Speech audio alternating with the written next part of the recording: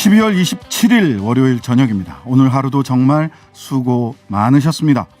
날마다 새로운 퇴근길 시사 맛집 신장식의 신장기업, 오늘도 문 활짝 열었습니다. 저는 주인장 신장식입니다. 어제 국민의힘 윤석열 후보의 부인 김건희 씨가 대국민 사과를 했습니다. SNS에 윤로남불로 국민 마음 천불난다라는 제목의 심경글을 남긴 추미애 전 법무부 장관, 잠시 후 연결해서 이야기 나눠보겠습니다. 코로나19 신규 확진자가 20일 만에 4,000명대로 떨어졌습니다. 오늘 식약처가 코로나19 먹는 치료제인 팍스로비드를 긴급 사용 승인했습니다. 코로나19 대유행의 전환점이 될 수 있을지 이재갑 한림대 감염내과 교수님에게 들어보겠습니다. 매주 월요일 여야 현역 중진 의원들과 함께 한 주간 이모저모를 논해보는 중진의 격, 더불어민주당 김성환 의원, 국민의힘 조혜진 의원 차례로 이야기 나눠보겠습니다. 신장식의 신장기업 단골 손님 여러분과 함께 꾸려가고 있습니다. 유튜브와 홈페이지 게시판 모두 열려 있고요. 짧은 문자 50원, 긴 문자 100원, 샵 0951번으로 보내주십시오. 오늘도 하루 소식들 푸짐하게 준비했습니다. 신장식의 신장기업 밥상 들어갑니다. 퇴근길 오늘의 뉴스를 깔끔하게 정리해드립니다. 옥석을 가리는 신장기업 뉴스브리핑 헬마우스 임경빈 작가, 시사저널 구민주 기자 오셨습니다. 안녕하세요. 안녕하세요. 아, 오늘까지 정말 추웠죠. 네, 너무 추워요. 주말에 다들 집콕. 그러니까요. 강제로 집콕을 한 셈이 돼버렸는데 크리스마스 치고 이렇게 추웠던 적이 있나 싶게 추웠어요. 41년 만이라고. 41년 네, 만에. 했죠. 네. 서울은 그 화이트 크리스마스가 아니었는데 영동 지방은 굉장히 눈이 많이 와가지고 네. 속초가 55cm 그 정도 눈이 오면 어떻게 치우고 사는지 잘 모르겠어요. 제주에도 눈이 좀 굉장히 네. 많이 왔다고. 예. 포크레인과 트럭이 동원돼가지고 눈을 치우더라고요. 강릉, 속초 이런 쪽은. 대단합니다. 예. 눈을 이렇게 파서 학교 운동장에다가 놓는다고 하는데 거기도 모자라면 남대천에 흘린다. 그 정도로 눈이 옵니다. 큰 피해 없었으면 좋겠네요. 예, 큰 피해 없었으면 좋겠습니다. 자, 저도 어제 오후에 오후 3시에 귀를 쫑긋하고 들었는데요. 주말 사이 가장 큰 이슈는 역시 네. 김건희 씨의 기자회견이었습니다. 이에 오늘 여야는 각각 논평들 내놓았는데 어떤 반응들이 있었나요? 네, 어제 약 7분 동안 준비해온 입장문을 읽은 김 씨는 자신의 허위 이력에 대해 잘 보이려는 마음에 부풀린 것이라면 모든 것이 자신의 불찰이라고 밝혔죠. 그러면서도 남편 윤 후보에 대한 지지는 거두지 말아달라고 호소했습니다. 그런데 준비한 사과문 절반 이상이 남편과의 첫 만남 등 논점에 어긋난 신상 발언들로 채워졌고, 낭독 후에 기자들의 질문을 받지 않고 서둘러 자리를 뜨면서 오늘까지 여러 비판과 또 조롱이 쏟아지고 있습니다. 남편 윤 후보는 새시대준비위원회 유튜브 채널을 통해 기자회견은 김건희 씨가 결정해 추진한 것이라고 강조했고요. 기자회견에 대한 판단은 온전히 국민의 몫이라고 말했습니다. 이재명 민주당 후보 역시 평가는 국민께 맡겨드리는 게 도리라면서 직접적인 평가는 하지 않았습니다. 어제 이제 기자회견문의 구성을 두고 여러 이야기가 나왔는데 특히 좀 기자회견문의 대부분의 내용이 윤석열 후보와의 뭐 연애 스토리라든지 혹은 이제 개인사와 관련된 이야기들이 상당 부분 할애가 돼 있다 보니까 이게 과연 이제 누구를 향한 사과문이냐라는 이제 비평들이 많이 나왔고요. 특히 좀 젊은 세대들 입장에서는 잘 좀 받아들이지 못하는 그 시각들이 많다 보니까 FM 코리아 같은 이런 어떤 온라인 커뮤니티에는 패러디하는 게시물들이 굉장히 좀 많이 올라왔습니다. 그래서 김영석 씨가 작곡을 했었던 I Believe. 엽기적인 그녀의 OST I Believe 음악을 깐 채 이제 연애 스토리가 거기에 이제 전개되는 방식의 게시물 오늘 아침에 확인해봤을 때 벌써 150만 조회수가 넘었더라고요. 네. 대히트를 쳤습니다. 그러니까 이게 딴 걸 다 떠나서 저는 이 세 가지 정도가 눈에 보이는데, 하나는 태도 다 보는 거거든요. 근데 추운 날씨에 많이들 와주셔서 감사합니다 하면서 살짝 웃었던 것. 그 다음에 두 번째는 그 14쪽짜리 별도의 그 해명 자료와 후보 배우자의 사과의 글이 악의가 안 맞는다. 사과는 했는데 실제로 14쪽짜리에서는 송구하다 한 거는 그 EMBA 서울대 경영대학원 이북내 대해서만 송구하다고 했고, 나머지는 다 부분적으로 허위 과장됐거나 아니면은 실수다. 그러니까 고의가 없었다라는 점을 강조하기 위해서 계속해서 이렇게 반복적으로 이야기했다는 점이고요. 그 다음에 해명이 끝나지 않았다는 거예요. 그러니까 H 그 커뮤니케이션인가요? 네. 네. 그 회사 재직 증명서 두 군데 서로 다른 기간 재직 기간도 다른 서로 다른 재직 증명서가 제출된 점에 대해서 해명을 안 했더라고요. 그럼 이거 반드시 또 이거 해명하라고 물어볼 수밖에 그렇죠. 없어요. 네. 그러니까 일단락이 안 되는 사과였다, 정치적으로도. 그렇습니다. 지금 이제 일단락이 안 되는 이유 중에 하나는 우리 이제 신주위원장께서도 짚어주셨지만 사실은 당사자가 나왔을 때 조목조목 이런 부분은 이렇게 해서 잘못했고 이런 부분은 오해가 있고 이걸 이제 명확하게 좀 정리를 해줘야 되는데 일단 기자들하고 이제 질의응답을 하는 시간도 없었고요. 나중에 이제 대변인실을 통해서 이제 발표한 자료에서도 일부는 뭐 해명 자체를 좀 누락한 경우들도 있었습니다. 그러다 보니까 국민들이 봤을 때는 그동안 제기됐었던 의혹들에 대해서 시원한 해명이 안 됐다. 그러면 지금 말씀해 주신 것처럼 해명이 안 되면 어떤 문제가 생기냐면 추가적인 의혹이 제기가 됐을 때 또 대응이 또 해명을 들어가야 됩니다. 지금 오늘 당장 JTBC에서 이제 보도할 예정이라고 단독 기사를 하나 냈는데 네. 1999년에 이제 김 씨가 숙대 대학원 교육대학원에 이제 미술교육학 석사학위를 받을 때 제출했던 석사학위 논문 네. 이게 이제 JTBC 취재에 따르면 심각한 표절 정황이 발견됐다라는 겁니다. 그 당시에 뭐 추상화 대가인 파울 클레이의 작품 세계를 분석을 했는데 전체 48페이지 중에서 43페이지 거의 대부분이죠. 네. 예, 뭐 이게 베낀 흔적이 발견됐다라는 게 지금 JTBC의 보도 내용인데, 네. 그러니까 이런 의혹들이 추가로 제기됐을 때 계속해서 추가 입장을 내고 추가 사과를 하고 그러면 말하자면 이제 이슈에 윤석열 후보 측이 계속 끌려다니는 상황이 이어지게 되기 때문에 네. 결국 악재를 제거하지 못한 기자회견이었다. 근데 이렇게 평가할 수밖에 없을 것 같습니다. 근데 이제 추상적으로 포괄적이고 추상적으로 사과를 하고 이 그 해명 자료를 나온 이유는 법적인 부분도 있을 겁니다.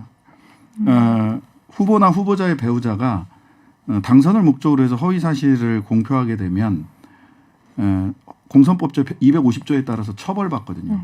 그러니까 구체적인 사실은 향후에도 선대위 명의로 나오고 본인이 직접 이것이 사실이다 아니다를 언급하는 방식은 취하지 않을 것으로 보입니다. 이것은 법적 검토를 한 결과니까요. 그리고 지금 예. 사과가 이 진위에 대해서 여러 의심을 제기하니까 오늘 민주당에서도 당장 개사과, 지난 개사과 시즌2라고 비판을 하고 있고요. 네네. 또 안민석 의원 같은 경우에는 사과를 빙자한 러브스토리, 하소연, 가정사를 왜 국민이 들어야 하느냐, 심파 코미디 같은 황당 기자회견이라고 말하기도 했고요. 국민이 아닌 남편에 대한 사과문이었다는 지적도 많이 나왔습니다. 대남편 사과문이라는 얘기도 많이 그렇죠. 있어요. 네. 근데 김종인 위원장이나 이수정 선대위원장은 생각이 다르네요. 네, 김종인 위원장은 메시지가 괜찮았다고 했고요. 장애물이 하나 제거됐다며 후하게 평가를 했습니다.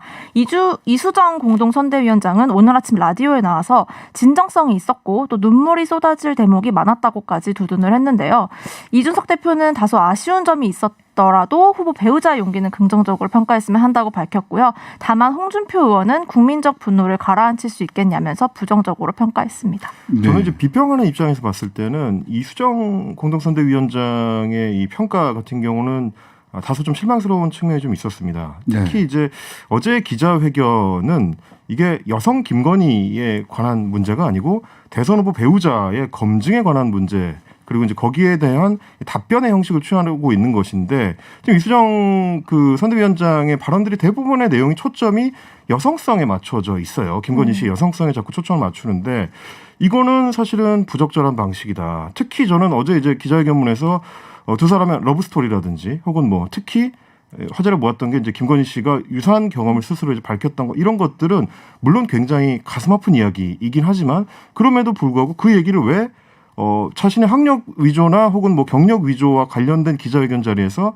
밝혀야 하는지 뭐 사실 유사한 경험이라는 거는 김건희 씨의 잘못도 아니고 윤석열 후보의 잘못도 아니고 누구의 잘못도 아닙니다. 그냥 불행한 사건인 거죠. 네. 근데 그거를 왜 이 기자회견에서 그 내용을 밝혀야 하느냐. 오히려 어떻게 보면 정당한 검증을 요구하는 국민들을 향해서 일종의 어떤 관음증적인 그 시각을 이제 스스로 김건희 씨 자초하고 쪽에서 있어요. 자초하고 있는 게 아니냐. 이거는 예전에 제기됐던 그 소위 말하는 줄리 의혹 때도 마찬가지였습니다. 그걸 요구하는 국민들이 다수가 아님에도 불구하고 뭔가 좀 잘못된 초점을 맞추고 있다. 이 부분은 국민의힘에서도 좀 심사숙고를 해야 되는 포인트인 것 같습니다. 그러니까 여성성이나 섹슈얼리티를 때문에 비판하는 게 아니라 그것 때문에 검증하자고 하는 것이 아니라 오히려 여성성과 섹슈얼리티를 자신의 어떤 경력을 쌓아가는데 이용하지 않았느냐라고 하는 의구심을 국민들이 가지고 있어요. 근데 그 부분에 대해서 질문을 하면 여성에 대한 공격이다, 뭐 여성성에 대한 뭐 관음증이다 이렇게 얘기를 하는데 누가 여성성과 섹슈얼리티를 가지고 이 사안에서 활용하고 있는지는 저는 달리 볼 대목들이 굉장히 많다라는 생각을 하지 않을 수 없었습니다. 자, 어제부터 하도 이 얘기를 많이 해가지고 하여튼간에 많은 분들이 많은 평가를 쏟아내고 있고요. FM 코리아는 정말 그 이분들의 그 드립력이라고 해야 되나요? 정말 그렇습니다. 대단하다라는 거를 이번 국면에서 가장 크게 히트를 치고 있습니다. 예, I Believe도 그랬고요. 그다음에 트랙터 나오는 동영상도 전 너무 계속 나오고 있어요. 예, 네. 트랙터 동영상도 이게 트랙터 동영상이라는 게 뭐냐면 이제 밭을 간다라고 네. 하는 게 상대 후보 진영에 가서 표밭을 갈아주는. 표밭을 갈아준다. 근데 지금 오히려 FM 코리아에서 봤을 때는 어제의 이 그 사과가 이재명 후보의 표밭을 갈아주는 사과다라는 식의 동영상을 엄청나게 올렸더라고요. 전원일기 그 BGM에 맞춰가지고. 지금 주인장께서 짚어주신 것처럼 그런 패러디물들이 많이 나오고 있다는 거는 이번 선거에서 가장 중요하게 여겨지는 2030 세대의 표심이 어디로 움직여가는가. 이 부분을 볼 때 좀 중요한 포인트일 것 같습니다. 어쨌든 밈이 돼가고 있습니다. 밈 어제의 사과는. 예. 자, 주말 사이에 또 하나 이슈. 3프로TV 출연이었습니다. 두 후보의 경제 전문 유튜브 채널에 나와서 각자의 경제 정책을 이야기했는데 두 후보에 대한 평가 어땠나요? 네, 크리스마스 당일에 두 후보의 경제 대담을 각각 방송한 3프로TV에 대한 시청평들이 쏟아졌는데요. 현재 기준으로는 이재명 후보 편 영상이 197만 뷰, 윤석열 후보 편은 137만 뷰 이상을 기록하고 있습니다. 대박이 난 거죠. 댓글도 각각 3만 개 이상이 달렸는데요. 당일 지상파 뉴스에서도 3프로TV에서 나온 두 후보의 주요 발언들을 톱뉴스로 다뤘습니다. 두 후보에 대해 네티즌들은 우선 이재명 후보 쪽에 손을 좀 들어주는 분위기입니다. 이 후보는 자신의 주식 투자 경험, 코인 시장에 대한 입장, 주식 활성화 정책 등에 대해 전문적으로 나름 잘 풀어냈다는 평가를 받고 있고요. 반대로 윤석열 후보는 경제 정책에 있어서 구체성이 다소 떨어졌고 정부 비판에 그쳤다는 지적을 받고 있습니다. 특히 윤 후보는 진행자가 대선 후보 정책 토론을 제안한 것에 대해서 토론을 하면 서로 공격과 방어를 하게 되고 자기 생각을 제대로 설명하기 어려워 별로 도움이 안 되는 것 같다라고 말해서 논란을 또다시 사기도 했습니다. 저는 이번에 사실 이제 3프로TV의 이 화제성을 지켜보면서 네. 언론계에 종사를 오래 했었고 또 언론 비평을 하는 사람 입장에서 봤을 때는 우리 기존 매체들, 네. 일명 이제 레거시 미디어라고 하는데 기존 매체들이 굉장히 위기감을 느낄 수밖에 없는 대목이 그러니까요. 아닌가. 네. 예. 그러니까 이 뭐 조회수 자체도 사실 엄청나지만 화제성이 기존에 나왔었던 어떤 다른 정책 토론회보다도 더 압도적으로 지금 높은 상황이고요. 그렇죠. 그리고 이 이제 영상을 제작했던 3프로TV의 출연 패널들 자체가 워낙에도 전문성이 높은 분들이긴 하지만 그러다 보니까 내용의 밀도가 굉장히 높았다. 네네. 기존의 지상파 방송을 통해서 이루어졌던 어떤 토론회보다도 밀도 높은 정책 토론이 이루어지다 보니까 기존 매체들이 굉장히 좀 위기의식을 가져야 되고 어떤 부분을 놓치고 있는지를 다시 한번 좀 고민해봐야 되는 어떤 시각을 제공해주는 현상이 아니었나 싶습니다. 네. 그 토론과 관련된 이 윤석열 후보의 발언도 굉장히 논란이 됐어요. 뭐 싸움만 하고 제대로 검증 안 된다라고 얘기를 했는데 어제는 또 그렇게 얘기했다고 오늘인가요? 오늘은 특검을 전제로 네. 또 이재명 후보가 의혹을 진솔하게 고백하는 것을 전제로 그다음에 이재명 후보의 정책이 왜 변경되는지를 충분히 설명하는 것을 전제로 세 가지 전제를 달고 토론을 하겠다 얘기를 했어요. 네. 본인은 또 토론에 자신이 없냐고 저보고 얘기를 하는데 여러 군데 나가 얘기도 하고 경선 때 16번이나 토론했다면서 다소 언성을 높이고 이제 반박을 하기도 했는데요. 그러면서도 말씀하신 대로 여러 특검을 비롯한 여러 전제를 걸어서 이런 것들이 이제 이루어지면 얼마든지 본인도 토론에 응할 용의가 있다고 말했습니다. 안 하겠다는 얘기죠. 이거 굉장히 좀 제가 봤을 때 대선 후보로서 부적절한 인식인 것이 그러니까 뭐 정책 토론 혹은 이제 대선 후보 토론이라는 거는 후보들이 선택할 수 있는 사안이 아닙니다. 그럼요. 사실은 본질적으로는 유권자한테 어떻게 정책을 설명하고 두 사람 사이에 이제 차이를 해설해서 선택의 기준을 마련해주는 어떤 의무 사안인 것이지 조건을 달아서 내가 이거를 맞춰주면 하겠다 말겠다 할 수 있는 사안은 아니라는 거 기본적으로는 그런 말씀을 좀 드리고 싶고 윤석열 후보가 오늘 이제 얘기를 하면서 16번이나 국민의힘 경선 토론했는데 누가 봤느냐 이제 이런 식의 이야기를 하기도 했거든요. 저도 봤는데요. 열심히 봤는데요. 열심히 많이들 봤고 그리고 꼭 그 뭐 2시간에 걸친 토론회를 보지 않더라도 많은 기사를 통해서도 어떤 후보들이 어떤 생각을 갖고 있는지를 국민들이 또 접할 수가 있었습니다. 근데 이런 식의 얘기, 그러니까 16번 토론회 누가 받느냐 이런 식의 인식은 그러면 도대체 되물을 수밖에 없는 거죠. 국민의힘 경선을 그럼 왜 했던 거냐? 그 많은 토론을 왜 했던 거냐? 거기에 참여했었던 당원들이나 국민들은 후보들을 그럼 뭘 보고 선택을 했다는 거냐? 이제 이런 되물음에 당할 수밖에 없는 거라서 뭐 민주주의나 혹은 토론에 대해서 좀 전향적인 태도를 가지는 게 전체 이제 유권자들을 위하는 이 기본적인 어떤 의무가 아닐까 좀 그런 생각을 해봤습니다. 후보자 대담 토론이 대선에 본격적으로 도입된 건 97년 대선부터인데요. 97년 대선에선 60회, 2002년 대선에서 86회, 2007년 대선에서 47회, 그다음에 2017년 대선에서 17회 진행됐습니다.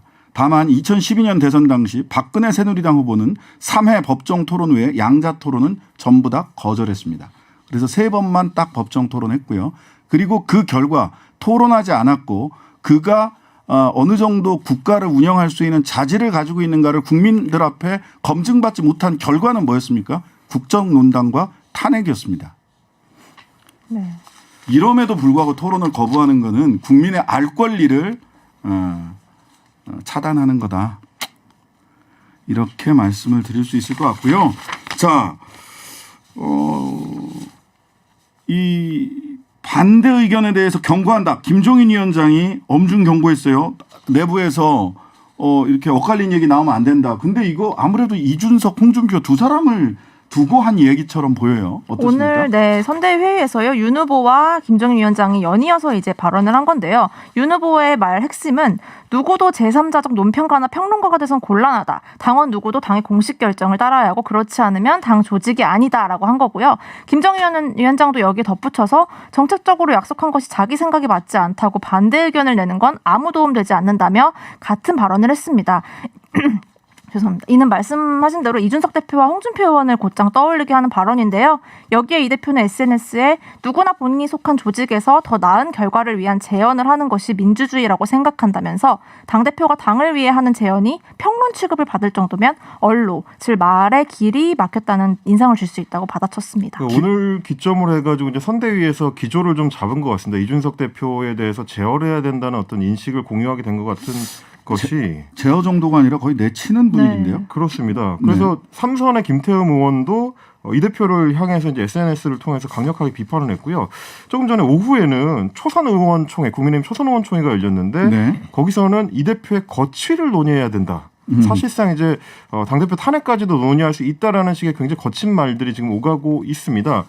뭐 선대위 어떤 갈등 양상이 점점 더 좀 깊어지는 양상으로 커지고 있고 특히 이제 30대 당대표를 향해서 공격이 좀 거세지는 양상인데 글쎄요. 제가 지금 전략상으로 봤을 때 국민의힘이 과연 이번 선거가 2030 세대가 키가 되는 선거인데 이 모양이 과연 어떻게 유권자들한테 비춰 보여질지 이게 전략상으로 좀 도움이 되는 움직임인지 물론 이제 이준석 대표가 그동안 방송에 나가서 당이나 이제 후보를 공격했던 네. 양상이 그렇게 썩 좋아 보이는 모습은 아니긴 했습니다. 이제 그럼에도 불구하고 소위 말하는 당내 어른들이 한꺼번에 이준석 대표를 공격하는 모양새가 되는 거에 대해서는 좀 고민이 좀 필요해 보이긴 합니다. 그런데다가 김민정 교수 공동 선대위원장으로 경희대 후마니타스 칼리지 김민정 교수 공동 선대위원장으로 영입을 했는데 이것도 이준석 대표 한테는 굉장히 받아들이기 어려운 영입이거든요. 맞습니다. 네. 예. 그 김민정 교수가요. 그 이유는 두 가지로 보이는데요. 지난해 유튜브 가로세로 연구소에 출연해서 극우 세력이 주장하는 지난 4.15 총선 부정선거 의혹을 옹호했고요.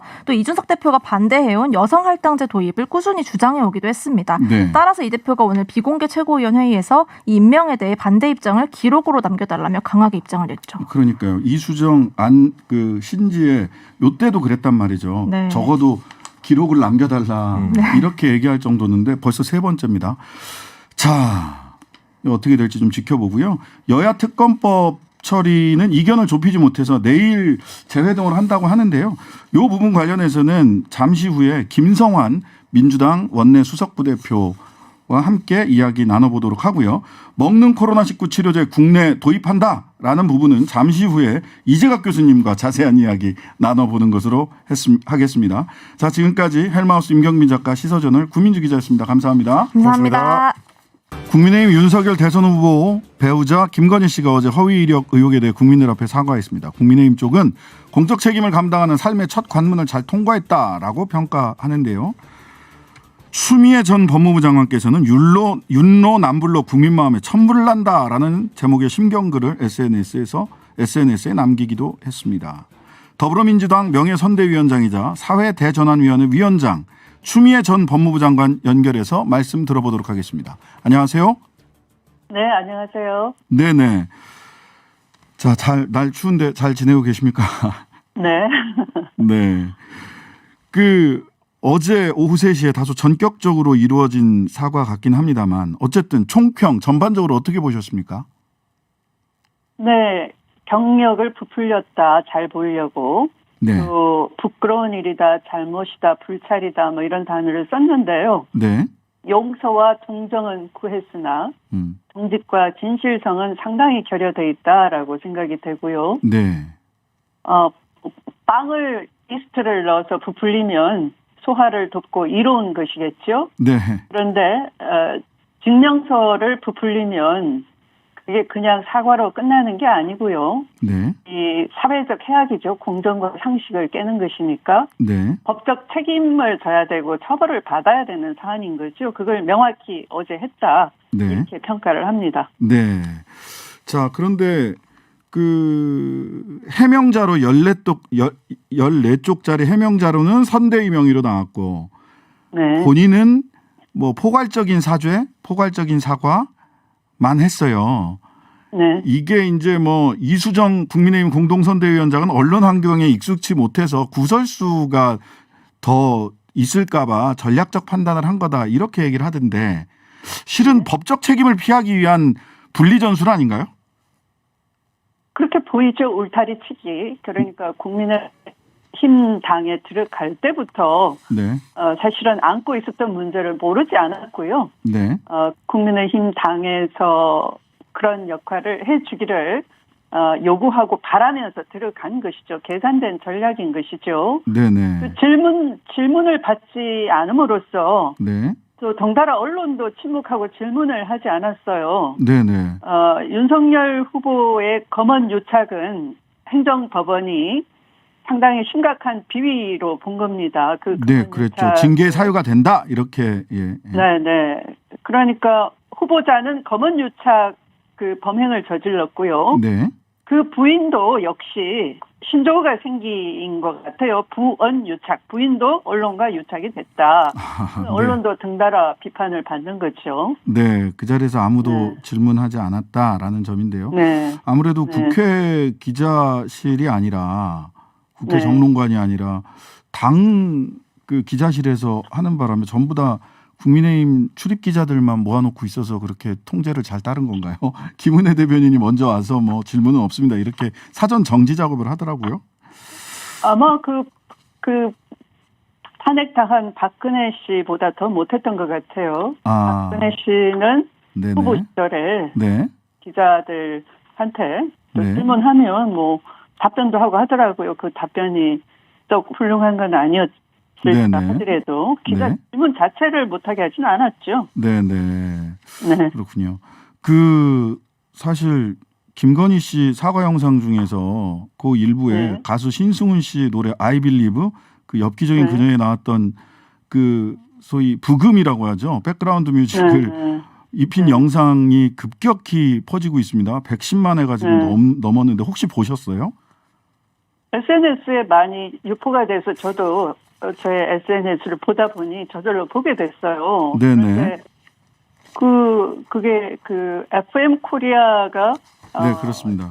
네, 국민의힘 지지 성향이 강한 커뮤니티로 알려져 있더라 하더라고요. 네, 그렇습니다. 네, 거기서 이제 그런 희화한 BGM을 써서 옮긴 네. 걸 보면 네. 그게 민심 아니겠느냐 싶습니다. 예. 그러니까 실패한 사과였다라고 네. 보면 되겠죠. 지나치게 감정에만 호소한 것 아니냐. 아마 이런 비판을 그런 동영상으로 만들어낸 게 아닌가 네, 싶은데요. 그리고 사실 이게 말하기가 조금 사람들이 어려워하는 부분이긴 한데 흔히 말하는 뭐 얼평, 외모평가 이런 거 하자는 건 아니지만 국민 앞에 사죄하게 나온 분의 전반적인 모습과 태도가 적절했느냐에 대해서도 많은 평가들이 있습니다. 좀 여성성을 과하게 어필한 거 아니냐. 뭐 이렇게 또 그 아이를 유산하게 된 이런 것을 이야기하는 것도 매우 힘들고 고통스럽고 불행한 일이긴 하지만 굳이 그 자리에서 그런 이야기를 하는 것까지를 포함을 해서 오히려 여성성을 과하게 표출한 거 아니냐 이런 비판도 있던데 이건 어떤가요? 저는 그 부분은 언급하고 싶지 않고요. 아, 네네네. 네, 윤석열 후보의 전문 영역에서 비춰보면 네. 이 공소장에는 장황한 내용을 기재하지 못하게 돼 있어요. 네, 그렇죠. 네, 예단을 방지하기 위해서 그죠? 그런 네, 그렇습니다. 규정이 있지 않습니까? 그런데 사과를 목적해서 나왔으면 네. 사과의 진정성을 부각해야 되는 건데 너무 장황해졌어요. 장황하다. 예. 네, 그리고 사실은 그렇게 잘못이라고 시인하면 네. 겸손하게 조사받고 수사 받아야 되겠다.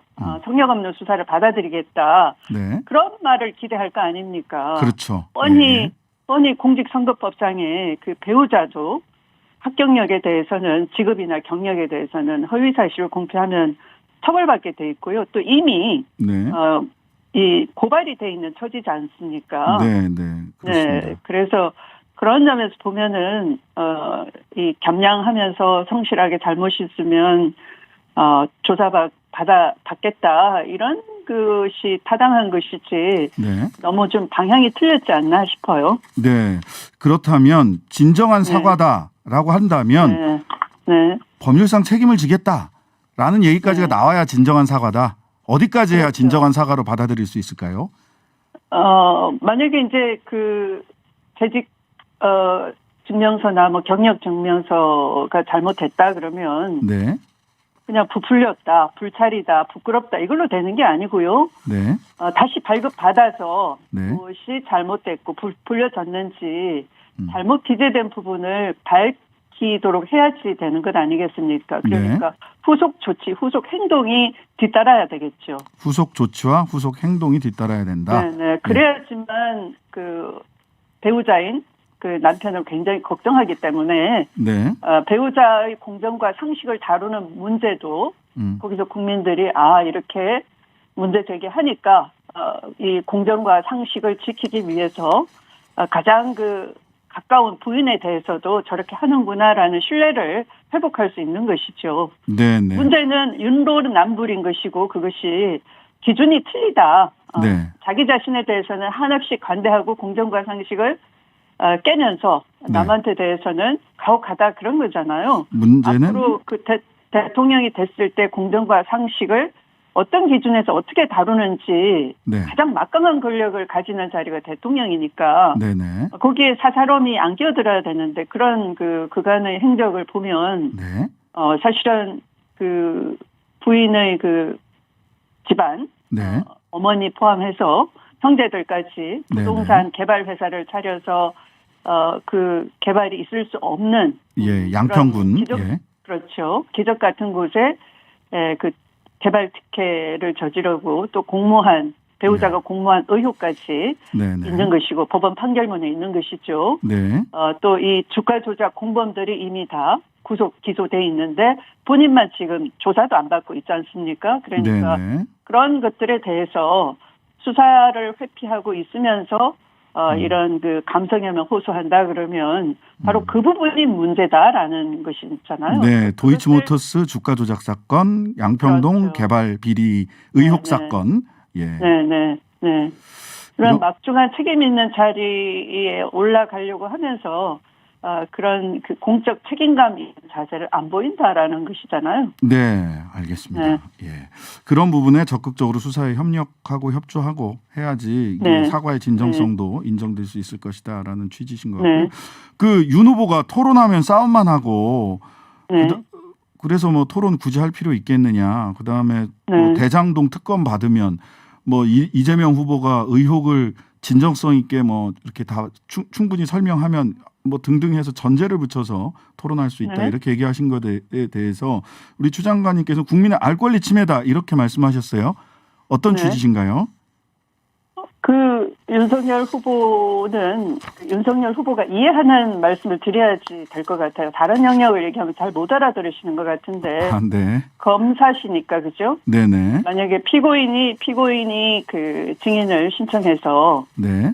만약 검사의 반대 신문권을 안 준다 그러면 그건 편파 진행이라고 이의 제기하겠죠, 당연히. 당연합니다. 예. 네, 그래서 국민으로서는 후보의 일방적 주장, 네. 그 우호적인 그런 그 기자들만 앉혀놓고 질문도 하지 않고, 네네.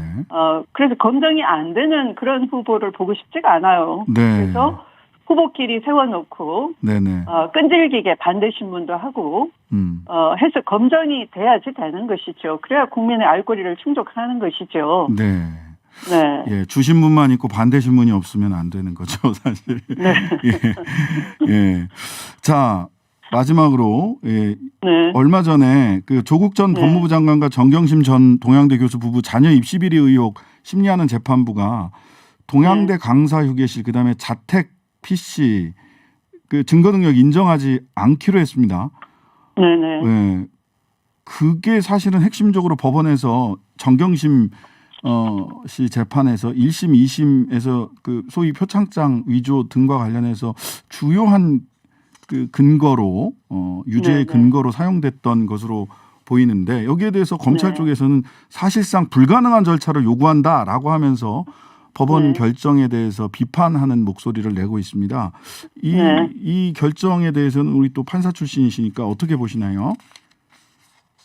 그 24일인가요? 네네. 아마 조국 장관의 재판 21차 재판인데요. 네. 말씀하신 것처럼 직원이 제출한 동양대 강사 휴게실 PC하고 또 김경록 씨가 제출한 그 자택 PC. 예. 네, 이걸 이제 실질적인 피압수자의 참여권을 보장 안 했다라는 이유로 지금 불채택 결정을 내렸는데요. 네. 이것은 그 전에 이제 지난달이죠. 지난달에 대법원 전원합의체가 이 공범인 제3자가 이미 제출한 경우에도 실질적인 피압수자인 피의자의 의사를 추단해서는 안 된다라는 취지로 그 판단하겠다라는 그 판결을 원용을 해서 그런 24일 날 그렇게 적극적으로 결정을 내렸어요. 그래서 이것은 상당히 엄격한 형사 재판에 있어서 그 증거가 굉장히 엄격하게 판단돼야 된다라는 것이어서 저는 상당히 그 바람직하다라고 생각을 해요. 네. 그 전원합의체 판결을 그 내렸던 주심 대법관인 분이 천대엽 대법관인데 지금 보니까 그 정경심 씨 상고심의 주심도 천대엽 대법관이시더라고요.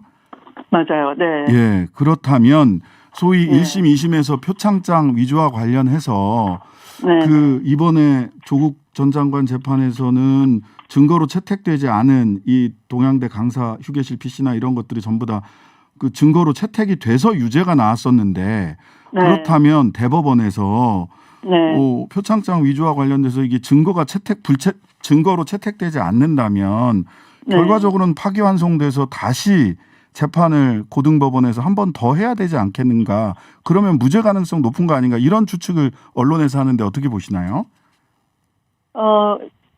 증거 능력 없는 증거를 제외하고도 또 사실을 입증할 수 있느냐의 문제이긴 하죠, 이제는. 네네, 그렇습니다. 그래서 저는 무죄 가능성은 굉장히 높아졌다라고 봅니다. 네. 예, 무죄 가능성은 높아졌다. 예. 네. 알겠습니다. 자, 그 윤석열 후보 관련해서는 아까 율로남불은 안 된다 이런 취지로 말씀을 주셨는데 사실 이 본인의 징계와 관련해서 이미 각하 판결도 있었고 또 1심에서는 징계가 옳았다라고 하는 또 이야기도 있었는데 이와 관련해서 왜 윤석열 후보는 이 소추화를 본인이 이 재판 안 하고 싶으면 안 할 수도 있는데 굳이 재판을 유지하는 이유가 뭔가요? 아마 정치인이 다 된 거죠. 그러니까 그 사람들은 사실은 이 전문적인 영역을 그렇게 추적하면서 다 이해할 여유가 없는 거죠. 예, 그러시긴 그러니까 합니다. 예. 무조건 억울하다. 이게 판단이 잘못됐다. 라고 이제 해야지만 예. 정치 무대에 들어와서 자기 지지층한테 자기 그 정당성을 보인다라고 생각하는 것 같고요. 네네. 네, 사실은 뭐 그 당시 제가 예, 법무부 장관이셨으니까 임시적으로 이제 징계 청구를 하면서 직무 배제를 선행적인 조치를 했어요. 왜냐하면 네네네. 이 판사 그 사찰을 한 예.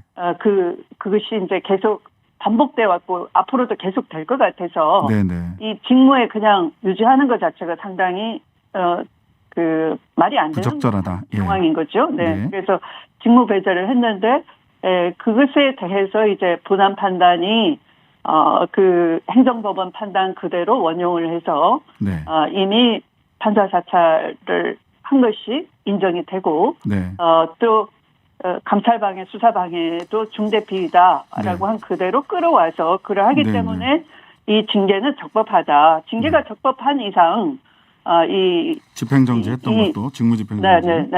네. 그것은 이 임시처분은 소의 이익이 없는 것이다. 이렇게 판단을 해 주어서 사실은 항소할 이유가 없는 거예요. 사실은. 예, 그러니까요. 그 자체도 말이 안 돼요. 예, 예. 그런데 정치적인 언술로 항소를 했던 것이죠. 네.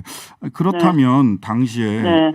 그 추미애 장관님께서 그 했던 그 직무집행정지 건이나 또는 징계 이것이 본인이 검찰총장을 그만두고 정치에 뛰어들 수밖에 없는 가장 중요한 근거로 제시를 하고 있었단 말이죠. 네. 그러면은 이 근거가 지금 어떻게 뭐 사라져가고 있는 건가요? 어떻게 봐요? 그렇죠. 정치 명분이 사라졌죠. 가장 큰 정치 명분이 이 권력으로부터 탄압받았다. 라는 것이고 또 그런 것이 이제 본인의 비위가 법원의 판단에 의해서 판결이 났기 때문에 그런 주장할 명분이 이제 사라진 것이고 오히려 뭐 그대로 기소가 되면 거의 뭐 부적격한 후보인 것이죠. 그래서 법적 책임을 지고 사퇴를 해야 마땅한 것이죠. 사퇴해야 마땅하다. 예, 알겠습니다. 지금까지 추미애 전 법무부 장관이었습니다. 감사합니다. 네, 고맙습니다. 네. 오늘 식약처가 코로나19의 먹는 치료제인 미국 파이자사 팍스로비드를 긴급 사용 승인했습니다. 먹는 치료제의 개발, 이로 인해서 코로나19 시대의 종식을 앞당겨질 수 있을지 모두가 기대하고 있는데요. 자세한 내용 이재갑 한림대 감염내과 교수님에게 들어보도록 하겠습니다. 안녕하세요. 네, 안녕하세요. 네네. 자, 게임 체인저가 될 것이냐가 가장 궁금한데요. 그 질문 전에 오늘 드디어 그 20일 만에 4,000명대로 신규 확진자가 떨어졌습니다. 반면 위중증 환자 수는 아직 1,000명대를 기록하고 있는데요. 우선 현재의 상황을 우리가 어떻게 봐야 됩니까? 일단 거리두기 강화가 이제 어느 정도 효과를 나타낸다고 볼 수는 있을 것 같고요. 근데 다만 이제 지난주 확진자가 많았기 때문에 중증 환자 같은 경우는 적어도 1, 2주 또는 2, 3주 정도는 계속 유지될 가능성이 높아서 의료 체계 자체는 아마 2, 3주 정도는 상당히 힘든 시기를 좀 보낼 수밖에 없을 것 같기는 합니다. 어쨌든 전반적인 유행 상황이 안정화되는 거는 맞는 것 같기는 합니다. 네, 거리두기 조치의 효과다. 3차 접종의 효과는 어느 정도 있었다고 볼 수 있을까요? 일단 3차 접종 효과가 이제 특히 60대 이상에서 예방접종이 좀 빨라지면서 60대에서의 확진자 비율도 감소를 시작을 했고요. 네. 60대에서의 이제 중증 환자의 비율도 조금씩 감소를 보이고 있기는 하거든요. 네.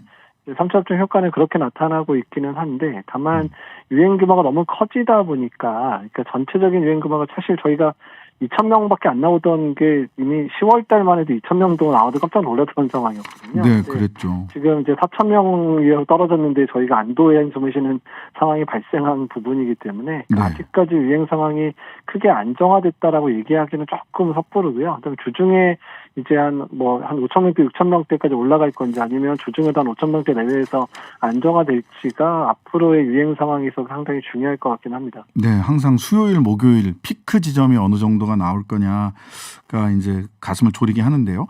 자, 오미크론 상황 어떻습니까?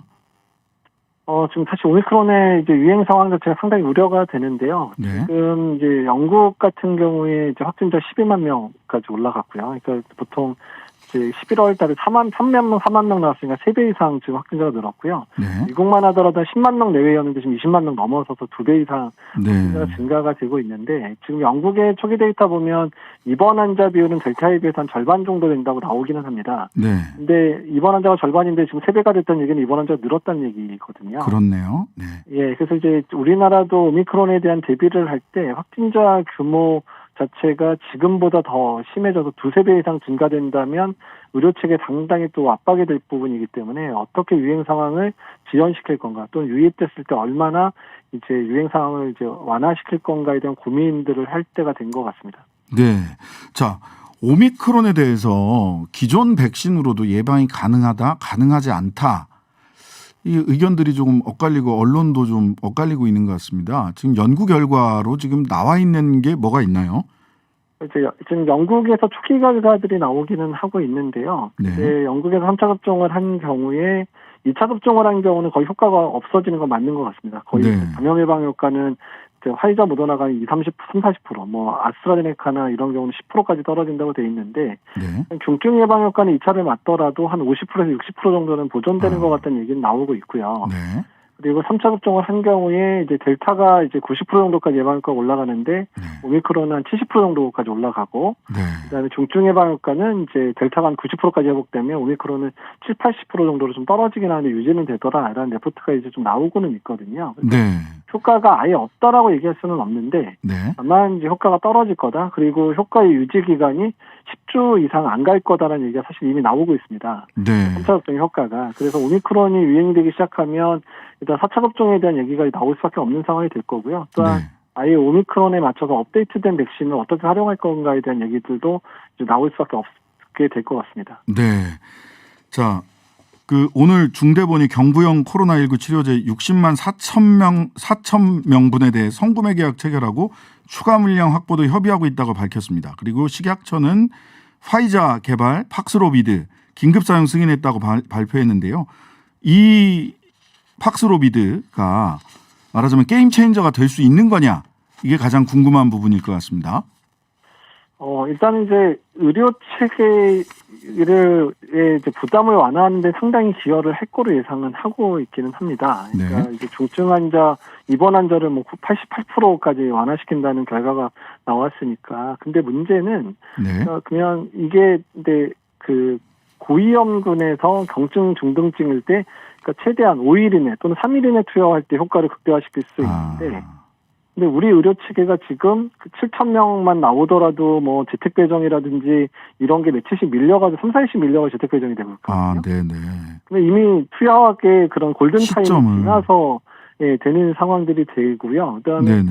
선별이나 이런 데가 지금 7,000명 막 이렇게 나올 때 뭐 2시간씩 밀려가지고 검사받고 막 이러셨잖아요. 네, 그랬습니다. 예. 이제 그런 상황이 되면 그래서 만약에 뭐 정부 차원에서 10,000명이나 15,000명이 나오더라도 뭐 자신 있다 정상도 확보했다고 얘기를 하지만 10,000명, 15,000명 나왔을 때 네. 팍스로비드가 고위험군한테 제때 투약할 수 있는 시스템 우리가 가지고 있느냐 네. 대해서 솔직히 자신이 없거든요. 그러니까 네네. 한 달 정도의 여유가 있으면 그 사이에 외래 진료 역량을 어떻게 키울 건가, 어떻게 환자가 조기 진단받고 조기에 투약할 수 있을까를 해결하지 못하면 좋은 약을 두고도 효과를 못 보는 상황도 생길 수는 있습니다. 골든 타임에 맞춰서 복용할 수 있는 시스템을 갖춰놓는 것. 이게 지금 가장 중요한 대목이다. 이렇게 말씀을 정리를 해주셨고요. 근데 긴급 사용 승인이면 이게 정식 승인이 아니니까 조금 이거 불안한 거 아니냐 이렇게 생각하는 분들도 계실 것 같은데 어떤가요? 일단 근데 이제 백신하고요, 어떤 치료제는 조금 다른 개념이라고 생각을 하셔야 되거든요. 네네. 백신은 건강한 사람이 맞으니까 훨씬 더 안전성에 대한 증명이 더 중요한데요. 네. 치료제 같은 경우는 이제 이미 병에 걸린 사람을 낫게 한다든지 증상을 완화시키는 효과가 있기 때문에 네. 일단은 우리가 이제 암 치료 환자들 임상 중인 약에 대해서 더 잘 투약하도록 하는 그런 것들을 이제 얘기하는 것처럼 이런 네.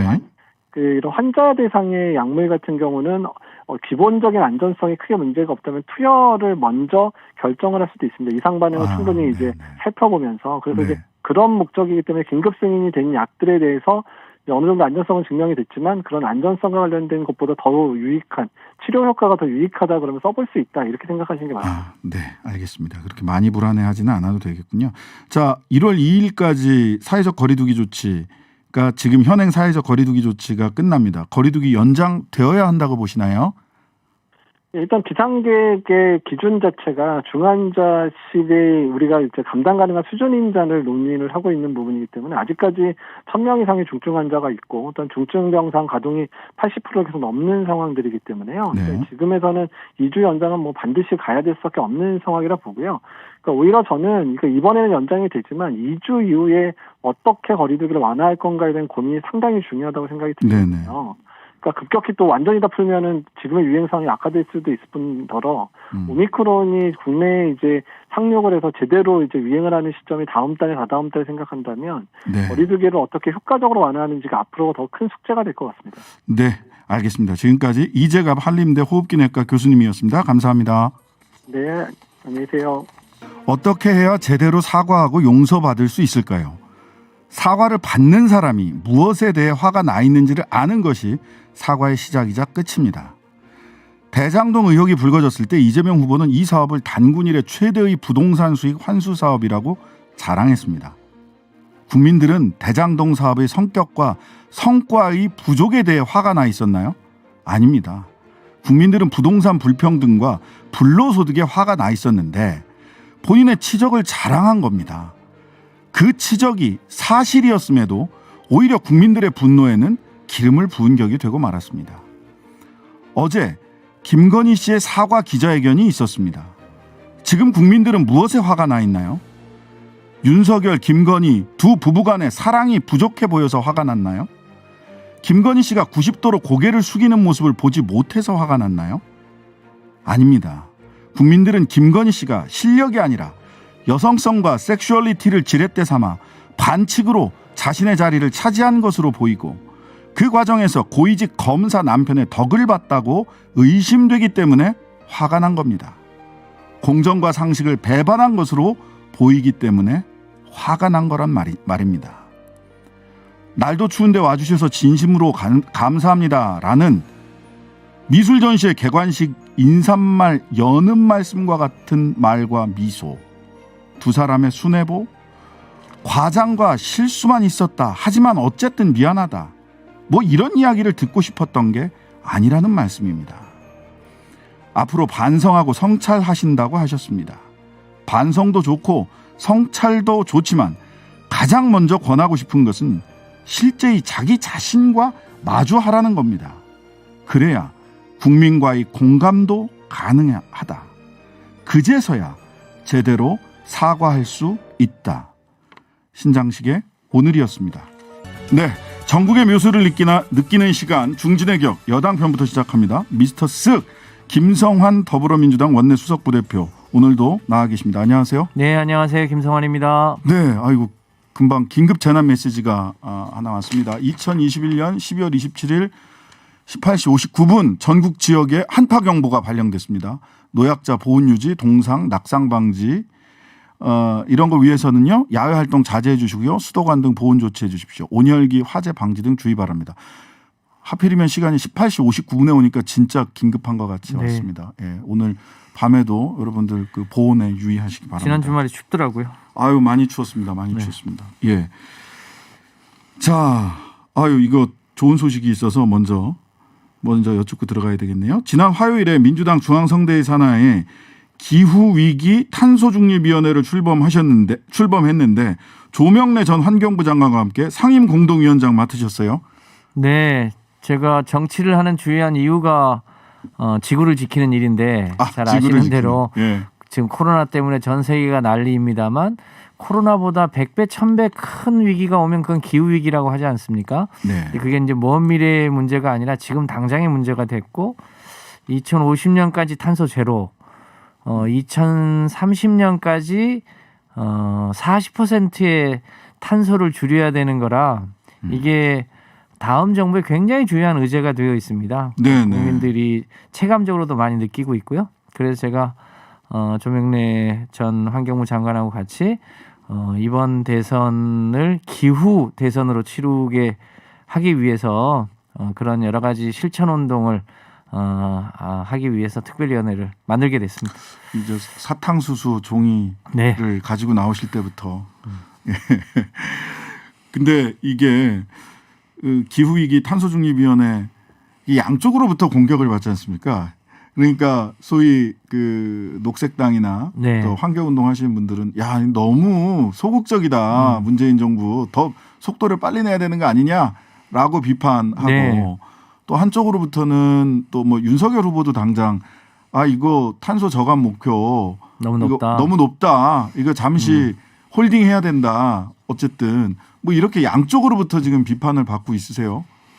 그 유럽이나 가까운 일본만 해도 원래 1992년 리우에서 있었던 기후환경 회의 때부터 탄소를 줄이기 위한 일을 했거든요. 네. 우리보다 30년 먼저 출발을 했기 때문에 2030년 목표치도 뭐 55에서 60%까지 낼 수 있었는데 우리는 사실상 지금 시작이기 때문에 유럽이나 다른 선진국만큼 목표로 가기 어려운 게 현실이고요. 네. 그렇다고 하더라도 우리가 이산화탄소 발생 세계 9위 국가이기 때문에 네. 또 마냥 봐달라고 할 수도 없기 때문에 네네. 그 우리가 최대치로 탄소를 저감할 수 있는 목표가 2030년에 2018년 대비 40% 아닌가 싶은데요. 이 뭐 정책이라는 건 무슨 정답이 있는 게 아니기 때문에 네. 지구에 대한 책임도 지키고 또 국내 산업과 일자리도 지키는 그 지점 아닌가 싶습니다. 예. 하여튼간에 참 쉽지 않은 그렇습니다. 역할을 마치셨습니다. 뭐 눈에 확 도드라지는 것 같지도 않고 네. 계속 양쪽으로 싫은 소리를 산업계한테도 싫은 그렇습니다. 소리를 해야 되고 유럽 같은 경우는 네. 주요한 선거에 굉장히 중요한 이슈가 에너지 문제입니다. 그렇습니다. 에너지 문제. 우리도 이제 갈수록 중요해지긴 하는데 우리 국민들이 지구를 지키려고 노력하는 사람들 잘 가려서 이번 네. 대선에 투표해 주시면 감사하겠습니다. 네, 지구를 지키는 대선이 됐으면 좋겠다. 독수리 오영재가 지구를 지키는 게 아니라 정치 그리고 우리 국민들이 지구를 지키게 되는 거죠. 네. 자, 짧게 논평 몇 가지 듣고 가겠습니다. 김건희 씨 어제 사과. 하도 얘기들이 많아서 그런데 그래도 우리 김성환 의원님한테도 말씀을 들어봐야 될 것 같습니다. 어제 사과 총평 간단하게 평을 해주신다면. 네, 대국민 사과인지 대남편 사과인지가 조금 헷갈리기도 하고 네. 기왕에 사과를 하려고 했으면 무엇을 사과하려는지 조금 더 구체적으로 얘기를 했어야 되는데 네. 사과의 내용은 너무 두리뭉실하게 지나가 버리고 또 답변도 받지 않고 네네. 해서 질의응답을 하지 않았죠. 그렇죠. 그래서 결국은 윤석열 후보의 지지율 하락 때문에 억지로 하는 사과로 비춰진 측면이 있습니다. 네. 지금이라도 아까 모두에 말씀하신 것처럼 국민들이 이 어떤 내용이 아파하는지 어떤 내용에 불만을 갖고 있는지를 잘 헤아려서 조금 더 진지하고 구체적인 사과가 있어야 되지 않을까 그렇게 생각합니다. 네. 알겠습니다. 자, 진지하고 구체적인 사과, 대남편 사과 이런 말씀 주셨고요. 그러게요. 굉장히 달달하더라고요. 사과가. 네. 예. 자, 또 그 지난주 금토일에 일이 워낙 많아가지고 네. 금요일 날 청와대에서 박근혜 전 대통령 특별사면 발표해서 12월 31일자로 이번 주말에 이제 단행이 되는데 아까 이 많은 분들이 이거는 그 갈라치기용이다. 그래서 친박과 친이계를 갈라치는 대선용 야당 분열을 위한 거다. 이렇게 얘기를 해요. 이런 평가에 대해서는 어떻게 보십니까? 제가 청와대 있을 때 네네. 당시에 지금 대통령이 비서실장을 하셔서 제가 가까이서 그분 성품을 잘 아는데요. 네네. 이런 일을 가지고 무슨 정치적 의도를 가지고 하시는 분이 아닙니다. 문재인 대통령께서는 그렇다. 네. 다만 박근혜 대통령이 감옥에 있을 때 네. 대국민 사과를 좀 충분하게 했더라면 사회적 공감이 컸을 것이고 그러면 사면하는데도 크게 어렵지 않았을 텐데 최근에 이제 건강이 많이 악화됐다는 거 아닙니까? 네. 그 문제 때문에 국민적 공감이 좀 다소 적더라도 건강 악화를 이대로 내버려둘 수 없다는 것 때문에 문재인 대통령이 결단하신 거 아닌가 싶습니다. 네. 성품상 대통령의 성품상 그런 거를 정치적 계산을 해서 할 사람은 할 분은 아니다. 네. 예. 그런데 이제 그 또 이쪽 촛불 소위 촛불 시민들이나 정의당 쪽에서도 는 비판이 굉장히 강한 비판이 있었습니다. 이러다가 예를 들면 그런 거죠. 사면복권 전두환 노태우 사면복권 시켜줬는데 그게 역사적 교훈으로 남지를 못하지 않았느냐. 또 반복되면 어떡하자는 거냐. 이러다가 역사적 허무주의에 우리가 빠지게 되는 거 아니냐라고 하는 비판도 있습니다. 이 부분은 어떻게? 그러니까 그런 비판이 있을 수 있어서 대통령도 고심을 많이 하지 않았겠습니까? 네.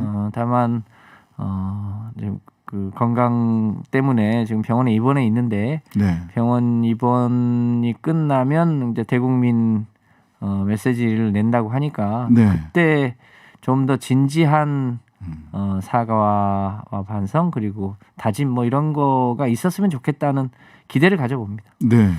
이 부분에 대해서도 야당 쪽에서도 그러니까 말하자면 박근혜 씨가 이제 이 신병 치료 후 뭐 집으로 갈 때 자택을 마련해서 갈 때 어떤 메시지가 있을 거다. 근데 그때 메시지가 뭐 조원진 의원 같은 경우는 뭐 오히려 윤석열 후보에게 정치적 타격이 가는 메시지가 나올 수도 있다. 또 한편으로는 뭐 아무런 메시지가 없을 거다. 또 한편으로는 오히려 지난 총선 때처럼 거대 야당을 중심으로 뭉쳐달라. 이런 오히려 윤석열 후보에게 도움이 되는 메시지가 나올 수도 있다. 이런 뭐 여러 갈래 추측들이 있던데 의원님 어떻게 보세요? 그러니까 만약에 그런 추측 때문이라면 사면복권을 못 하셨을 겁니다. 그 정치적 유불리와 관계없이 건강의 악화 등을 고려한 결단이기 때문에 네. 무슨 메시지를 낼지 우리가 어떻게 예측할 수 있겠습니까? 다만 국민들이 듣고 싶은 얘기는 있습니다. 국정농단에 그렇죠. 대한 사과 이런 건 저는 꼭 있어야 되지 않겠나 싶습니다. 네, 그런 것을 예측해서 한 그 사면복권이 아니다라는 말씀이셨고요.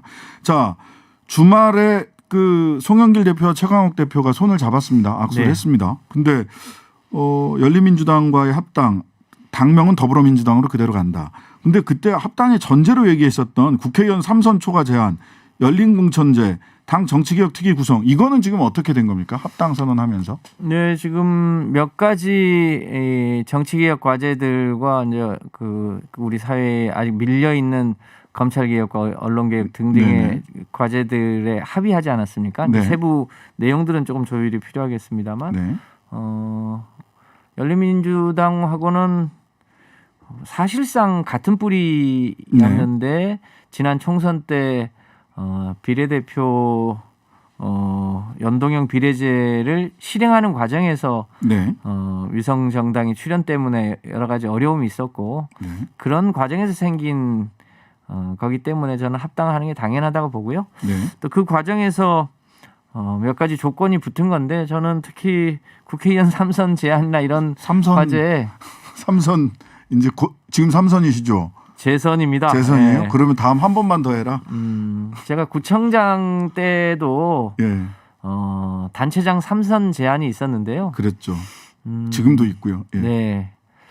저는 똑같은 직업군에 최선을 다해서 뭐 10년? 이제 네네. 3선이면 12년 아닙니까? 네, 그렇죠. 12년간 열심히 하면 그것으로 족하지 않나 싶습니다. 그런 면에서 국회의원들의 3선 제한 좀 필요하다고 봅니다. 아, 그러세요? 네. 의외로 3선을 앞두신 김성환 의원님께서 대한민국이 다이나믹한 나라 아닙니까? 예, 그렇긴 합니다만 역동적으로 다음 세대들이 또 새롭게 역할을 맡아서 하고 또 경험 있는 사람들은 또 다른 일을 하고 그렇게 하는 게 저는 필요하다고 보여집니다. 그렇군요. 그래서 이거는 지금 아직 결정이 된 건 그런 건 아니고 아닙니다. 당론으로 결정된 건 아니고 네. 이제 합당 이후에 논의를 좀 해나가는 것으로. 뭐 큰 틀에서는 이제 그 방향으로 의제를 정한 거니까요. 네. 그 방향으로 기왕에 뭐 국회의원 소환제 포함해서 네. 주권자의 뜻이 조금 더 적극적으로 반영될 수 있도록 하면 좋겠다고 생각합니다. 예. 그 당 정치개혁 특위에서는 소위 뭐 위성 정당을 방지하는 뭐 방지법, 그다음에 뭐 그 연동형 비례제를 조금 더 뭐 넓힌다든지 이런 정치개혁 방향들이 있을 텐데 또는 뭐 그 제3정당들 같은 경우는 전부 다 뭐 결선 투표제 이야기도 많이 하는데 어떤 게 당 정치개혁 특유에서 의제가 조금 뭐 정리된 게 있나요? 지금은 이제 의제를 전체적으로 다 나열하고 있는 수준이고요. 네.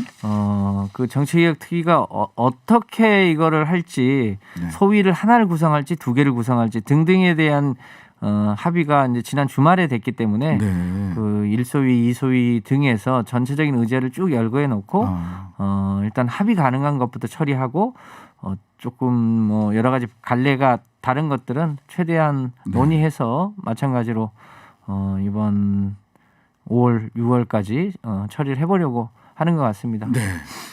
그 원래 저 좀 뒤에 있는데 앞으로 좀 당겨서 여쭤보면 시간이 혹시 모자라서 못 여쭤보게 될까봐 쌍특검 얘기가 계속 나오고 있습니다. 예. 그 특히 뭐 정의당이나 또 뭐 안철수 후보 같은 경우도 쌍특검 하자, 고발사주 특검하고 대장동 특검하고 같이 하자. 그리고 대장동 특검 관련해서는 논의가 양당 간에 국민의힘과 민주당 간에 논의가 되다가 아직 합의가 안 돼서 네. 내일 다시 만날 수 있다. 뭐 이런 언론의 보도도 있는데 지금 대장동 특검 관련해서는 논의가 어디까지 진전이 됐을까요? 그러니까 대장동 특검과 관련해서 국민의힘이 지난 9월 달에 네. 소위 이재명 후보와 관련돼 있는 배임 등과 관련한 특검 법안을 냈지 않습니까? 네네. 이재명 특검이었습니다. 그렇습니다. 예. 그런데 우리 당에서는 대장동과 관련되어 있는 모든 것을 하자. 그러니까 그렇죠. 부산저축은행을 포함해서 50억 클럽 그리고 하나은행 컨소시엄 과정에서 네네. 드러날 수 있는 의혹 그런 전반의 것을 다 하자는 네. 거고 아무래도 관련성의 정도로 보면 우리 당 후보도 뭐 관련되어 있지만 윤석열 후보도 관련되어 있기 때문에 네.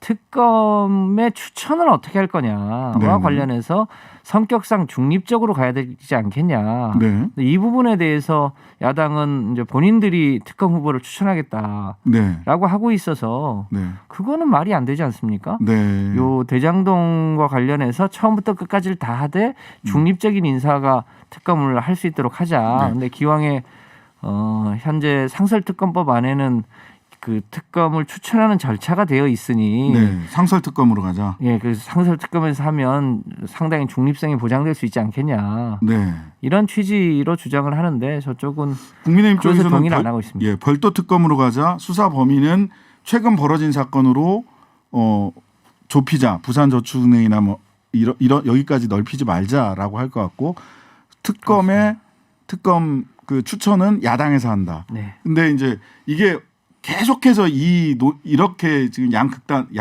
이 뭐 극단이라고 표현할지 모르겠습니다. 어떤 의견의 대립이 있었는데 좁혀진 부분이 있습니까?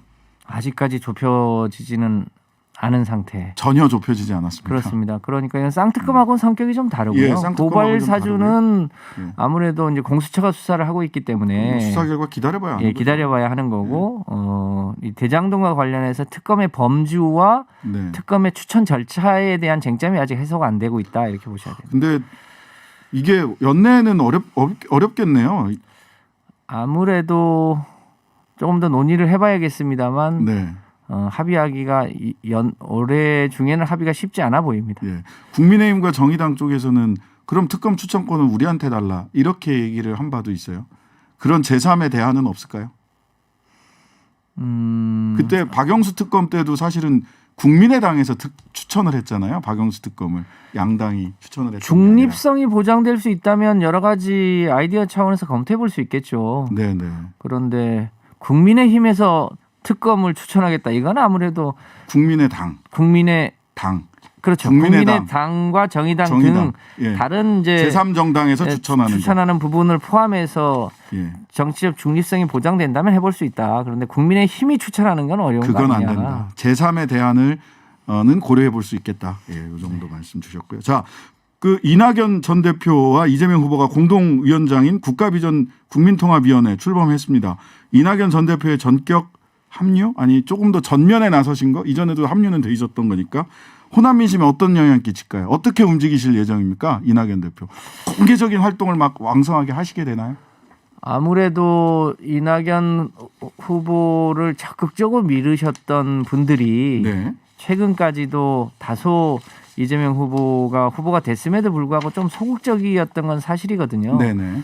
그런데 이제 전격 합류하시고 또 주요한 요직을 맡으셨기 때문에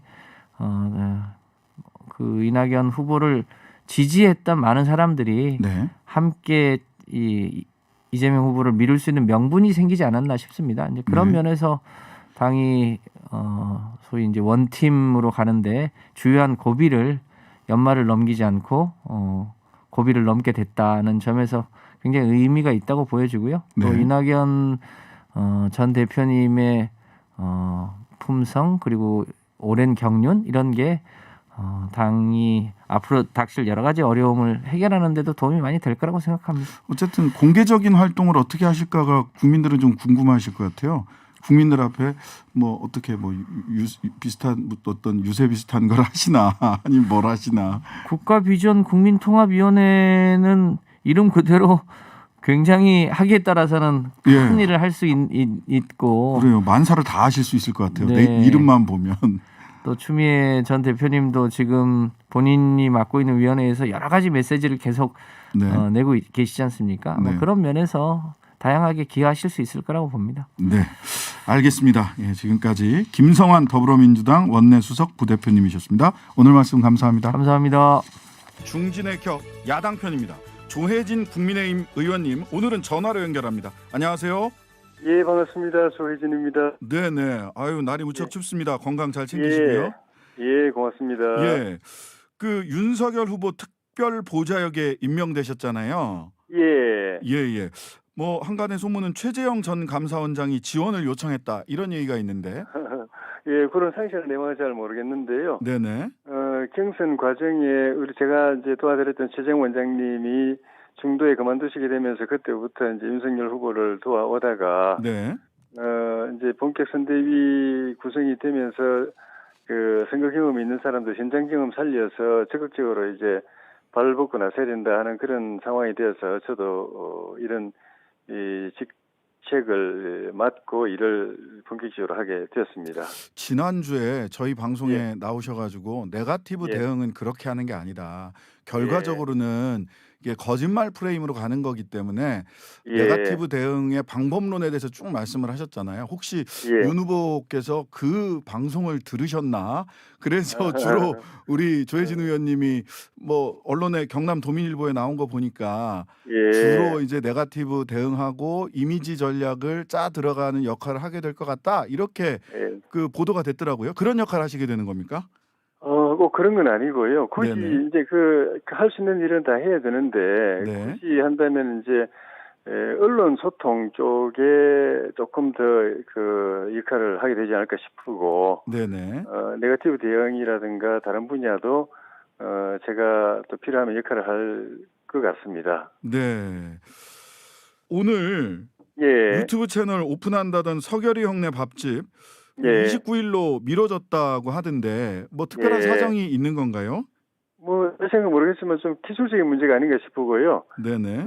한 12회 분량의 방송부는 준비가 되어 있는 것 같고요. 이미 다 제작이 선제작이 다 돼 있는 거예요. 예, 물론 이제 필요하면 중간중간에 또 보완할 수는 있겠지만은 네네. 기본적인 거는 준비가 있고 아마 한 이틀쯤 뒤에 나가지 않나 싶은데. 네. 이미 제가 그 티저 영상이라고. 네네. 저도 봤습니다. 광고 영상을 좀 보니까 그 칼질하는 솜씨라든가 그 티저 영상에서 보니까 이제 어디서 저렇게 요리를 많이 하실지 싶을 정도로 기대가 됩니다. 한번 저도 좀 보고 싶어요. 네. 저희 뭐 쓴소리 신장기업도 그렇고 밥집 컨셉도 그렇고 저희 신장식의 신장기업을 좀 따라하시는 게 아닌가 뭐 이런 생각도 잠깐 해봤습니다. 좋은 거는 배워야 됩니다. 네네. 자, 그 두 가지 크게 여쭤봐야 될 것 같은데요. 하나는 사면 전직 대통령 박근혜 씨에 대한 사면. 자, 이 건에 대해서 이명박, 박근혜 두 분을 이제 분리 대응을 한 거다. 그리고 이거는 소위 친이겠죠. 권성동 사무총장도 그렇고요. 이거는 야권 갈라치기 아니냐 이런 분석을 하셨어요. 그런데 청와대에서는 무슨 그런 말을 하느냐. 폄훼하지 마라 이렇게 얘기를 했는데 이거 야권 갈라치기입니까? 그렇게 안 볼 수가 없는 게 안 볼 수 없다. 올 초에 이낙연 전 당대표의 그 발언으로 이 문제가 나왔을 때 논란이 됐지 않습니까? 네. 그때 제가 방송에서 여러 차례 이야기했던 게 문재인 정권은 이명박 박근혜 전 대통령에 대해서 사명해 줄 생각 없다, 하고 싶어 하지 않는다. 네. 별 기대할 게 별로 없다. 네. 유일하게 가능성이 있다고 한다면은 자기들이 필요해서 할 가능성은 있다. 그런 측면에서 보면은 유일한 가능성이 선거 앞두고 할 가능성. 그것도 우리 이쪽 진영을 갈라치기 하기 위한 목적으로 할 가능성. 그거 하나밖에 없다. 한다면. 네. 그렇게 제가 여러 번 벌써 한 반년 넘게 이야기를 해왔는데 결과적으로 딱 그렇게 되니까 선거 직전에 하죠. 또 두 전직 대통령을 또 한 분은 하고 한 분은 안 하고 이렇게 해서 갈라놓죠. 그러니까 그렇게 안 볼 수가 없죠. 근데 어떻게 갈라진다는 겁니까? 그러니까 그 박근혜 전 대통령 지지자들은 이 사면을 환영할 거고. 환영하죠. 예, 환영했습니다. 이명박 전 대통령 지지자들은 좀 말하자면 좀 떨떠름할 거고. 네. 그런 거 아니겠습니까? 네. 예. 저는 뭐 개인적으로는 박근혜 전 대통령 사면 잘 됐다고 보는데 이명박 전 대통령이 안 된 것과는 무관하게 잘 됐다고 보는데 어쨌든 그 청와대에서 이렇게 한 분은 하고 한 분은 안 한 거에 대해서 내놓은 이유가 안 맞아요. 네. 저기 건강 상태 이야기를 하셨는데 건강이 매우 안 좋다 이렇게 계속 이야기를 하시던데요. 두 분 다 매우 안 좋죠. 둘 다 안 좋다. 이명박 전 대통령은 질병이 있기 때문에 교도소 안에서도 굉장히 위험한 상황도 여러 번 있었고 또 뉴스에는 안 나오지만은 자주 이 병원 와서 치료를 받아야 되는 상황입니다. 그렇게 보면 일반 국민들은 이명박 대통령 아주 건강하게 잘 교도소 생활 잘하나 보다 이렇게 생각할 가능성이 있는데 전혀 그렇지 않습니다. 네. 자, 윤석열 후보로서는 좀 곤란한 측면이 있지 않느냐 이런 이야기도 합니다. 말하자면 탄핵할 때 탄핵 소추위원은 그 소위 윤석열 후보의 깐부인 권성동 의원이 당시 법사위원장으로서 말하자면 탄핵의 당사자였고 형식상 당사자였고 윤석열 후보는 45년을 구형했고 또 형집행정지 요청도 중앙지검장 할 때 2번이나 받아들이지 않지 않았느냐 이렇게 해서 윤석열, 권성동 이 두 분이 직접적으로 매우 불리한 처지에 놓이지 않겠느냐라는 분석도 있는데 이건 어떻습니까? 박근혜 전 대통령에 대해서만 그렇게 했다면은 박근혜 전 대통령 지지자들 입장에서 보면은 미워할 수 있죠. 그런데 나중에 보니까 살아있는 권력, 문재인 대통령 정권 하에서 정권 실세들에 대해서도 똑같은 잣대를 대고 수사를 하고 그중에서 특히 신문 진영의 차기 유력 대권 주자로까지 이렇게 거론되던 그 조국 전 민정수석 법무장관까지도 가차없이 법에 잣대를 갖다 대는 거 보고 이분이 박근혜 전 대통령에 대해서 무슨 사감이 있어 그런 게 아니구나. 이분은 법에 어긋났다고 하면은 여야 또는 좌우 진영 가릴 것 없이 그냥 직진하는 분이구나라고 알면서 그런 부분이 많이 이제 해소가 됐죠. 그리고 이제 권성동 총장 같은 경우에도 법적으로는 법사위원장이 탄핵소추위원을 맡게 돼 있기 때문에 그 자리에 권성동 의원이 아니라 누가 있었더라도 그분이 하게 돼 있는 거라서 그 권 총장을 뭐라고 할 수도 없는 거죠, 사실.